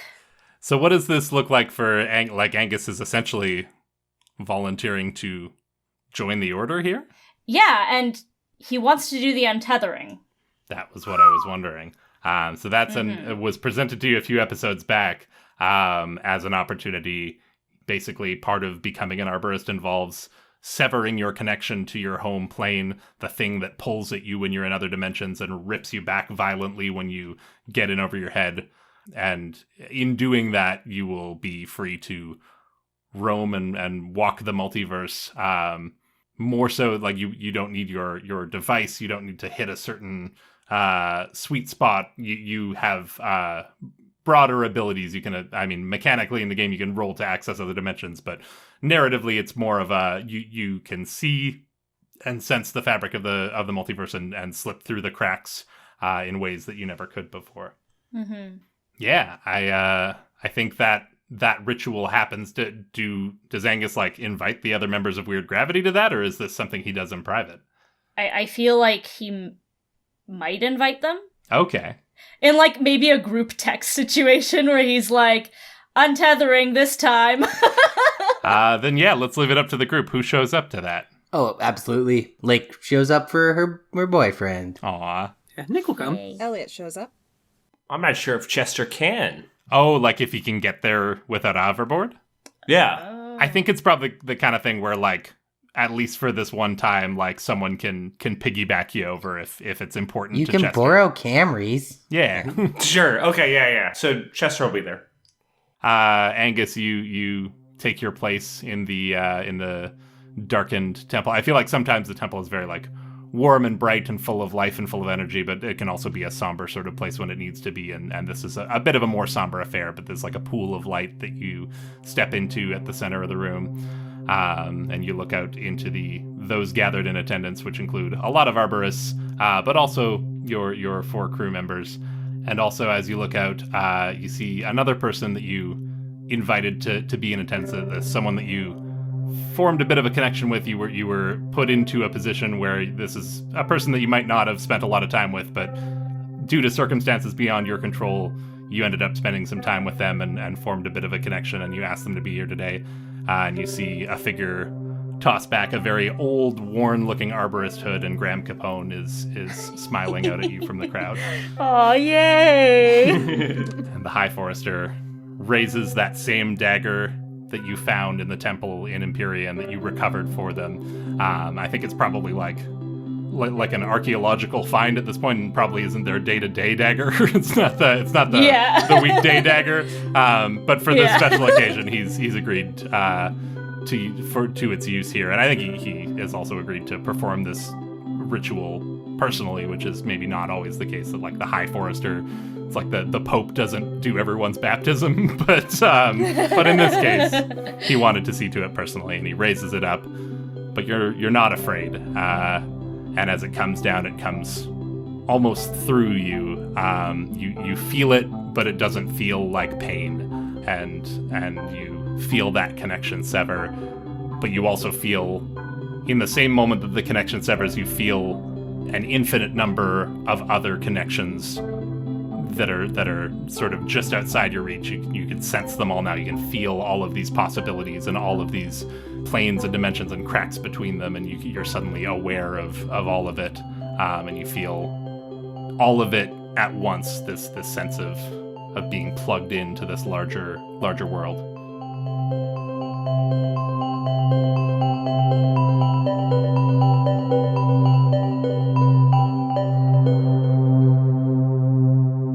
So now that we've seen what happens to each character in those remaining months, I want to do our last step here, which is the crew epilogue. So in the rulebook here it says, finally, what happens to the crew? The thing you are a part of that is bigger than yourselves, bigger than any one member. Answer these questions as a group. And we're going to go through them in order here. Keep in mind, this is like a shorter epilogue, so it doesn't necessarily have to be the whole story of Weird Gravity, but for this period of time immediately after your first big campaign here, sort of what happens in the aftermath. So first up, what is that one epic story everyone tells about your crew? The Guts has final say. I think it's either the fact that we brought down a giant Silicon Valley tech company and got to be the cover story on Slugblaster magazine about it, ushering in a whole new era of eco-friendly nega-friction, used the multiverse over. And/or the fact that on New Year's Eve we saved our small town, and so like maybe it's people in Hillview know us for the New Year's Eve thing, and everyone else in the multiverse know us for the Myper thing. I like that a lot, because the people in Hillview would have those specific stories of like, remember the time that the slugs came into the Marzden basement and Lake with just one shot of her reality cannon and brought down all the nanites, and Chester punched a hyper hornet in the face, and like they have like specific memories of that, whereas anyone who might not have that direct connection to us knows us more from the Myper thing. Yeah, and I think out there in the multiverse, like it's taken on a bit of a life of its own, that you're the crew that like toppled this, because like you guys know personally that as much as your efforts had, real tangible or created real tangible change, like they revised a lot of their policies and did some outreach and whatnot, but like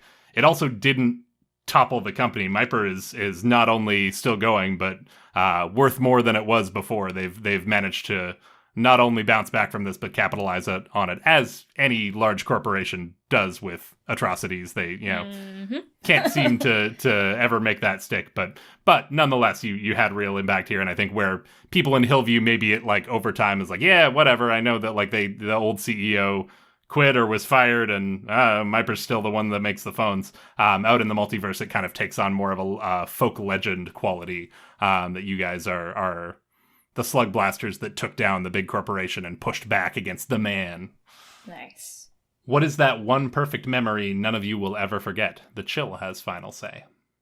I want us to have a beach episode. I want us to go on a big trip to Popularia, courtesy of Ramona Nova. She somehow secures us portal access there. Mm-hmm. And maybe she has a big beach house. And we all go there and have a fun day swimming and doing tricks in the sand. I think being back in Popularia also lets us reminisce a little bit about our time at Multipalooza, where everyone sort of came together to get Elliott the spot on stage, and then we had the whole thing with the crash course, and then the kaiju hologram, and good fun party days, and remember good times too. Yeah, I love that. Yeah, the first time, while certainly eventful, was also like you guys didn't really get a chance to just like have a fun beach time, so you get to both relive your glory days and also have the beach episode you were that was always tantalizingly out of reach. What did the crew contribute to the sport of slug blasting? The Smarts has final say.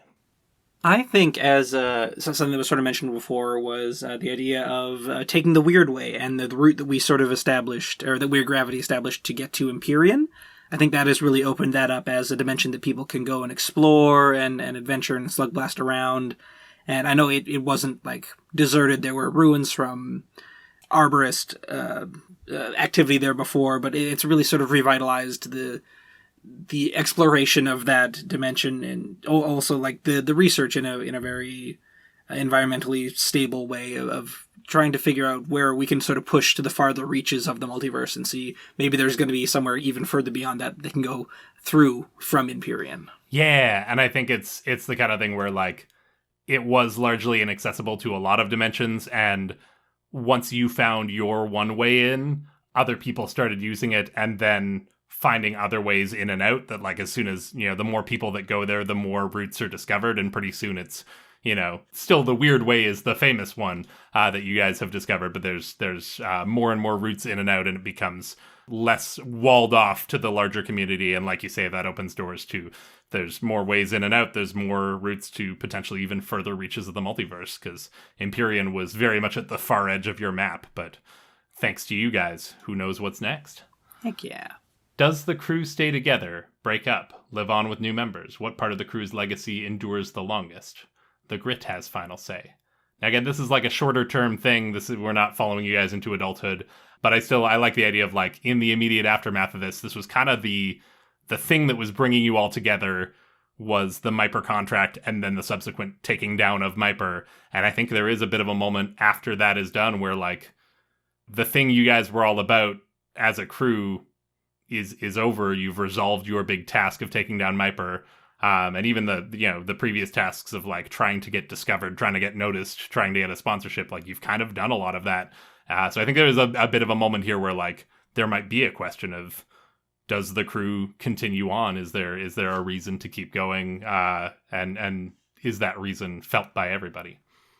I'd like to hear a reason why not to. Yeah, Lake's all in. Yeah, I think in that short interim, I don't think that there would be anything to break us up, because nobody's like necessarily made it big. Like Elliott is still touring and everything, but I don't think that there's any reason for Weird Gravity to break up yet. I could see after taking down Myper, maybe we go on a longer than usual break, or maybe we only go on like one run from April to, the start of the summer. Mm-hmm. We don't break up or anything, and we're still friends and we hang out all the time, maybe at Lake's, club that she's established. But the going at it, slug blasting, has like eased up for a little bit just so we can basically recharge our batteries. Yeah, focus I on know ourselves. Nick's at least grounded for a couple weeks here, so he's not going anywhere immediately. Yeah. Yeah, I like the idea that it's like, a combination of like some of you are in a lot of trouble, some of you are founding clubs and starting movements. Some of you are trying to scrape together enough money to recover some gear and even be able to slug blast. And some of you are being watched like a hawk by Mr. Patterchuck. And then on top of all of that, it's the end of the year and you all have like tests and finals and things that you're dealing like. So this, as much as the climactic adventure didn't time out exactly with the end of the year, it actually times out with like, oh, now we have like the one part of school that we have to take the most seriously. So yeah, I love that maybe that results in kind of a weird hiatus that maybe no one intends, but is just sort of naturally occurs. And then there's a moment in, the first week of summer where you guys all get together again, maybe at Infinite Pizza, maybe at the clubhouse at Lake's new pocket dimension there in the gravel pits. And it has this energy of sort of almost a reunion because it's like you've all seen each other at school and you all have your various pairings. I'm sure Lake and Angus have seen more of each other and whatnot. But it's like the first time you've all kind of been back together as Weird Gravity in a while. And maybe everyone kind of has that lingering question of like, what are we as a crew now that we don't have this big thing we need to do? But sure enough, the minute you all start talking, someone brings up the fact that like, where we actually never went on a run? Calorium. Like we got to all the other ones, but we never went to Calorium. And then it's all anyone can talk about, and you all start planning portal routes and figuring out the way there, and you slip back into that old rhythm instantaneously. And that phase dragon's got another thing coming. And finally, do any of you still hang out? If not, when was the last time you were all together? Did you know it was the last time the heart has final say? Yeah, I think exactly as you described in that last one. We all get together at the clubhouse. Top of the summer, we start making plans for Quahalia. We start making plans for this beach, the beach day. Yeah. So yeah, I think the answer to this is yes. And so we just see a montage of all of us in the clubhouse. Nick is working away at the lab station. Elliott's tuning her guitar in a chair next to Chester eating a big old cheesesteak. Lake is standing at the bottom of a half pipe as Angus finishes a trick. And maybe they embrace and smooch, and we see the whole operation. Everybody's just like living their best life in the clubhouse in the Hillview Slugblasting Association. Beautiful, and the camera sort of pulls back from the scene of the five of you all doing your thing and prepping for future runs, and sort of slips out through a crack in the dimensional fabric and tilts slightly, and suddenly where we saw this expansive clubhouse, now there's just a big empty gravel pit, and it keeps zooming back and out, and we see this quaint little town with this one hill next to it in the middle of a giant expanse of flat wheat fields with a big listen to CRUM AM billboard in the distance. And fade to white, I guess, because fade to black feels ominous. Pan up to the sky. Amazing. That concludes season 1 of Quantum Kickflip. I'd love to just go around the virtual table here one more time and sign off. Sign off in the order of how excited you are for season 2. I'm Laena. I'm Liam. I'm Michael. Vetsch. I'm Dave. I'm Glenna. And I've been your host. Was it in the order of like least excited to most excited, or is it from most to, you didn't? I feel it was like a trick ask. We're all equally excited. Everybody say your names at the same time. 3, 2, 1. The lag. Oh my god. I've been your Slugblaster. I'm Robyn. Goodbye.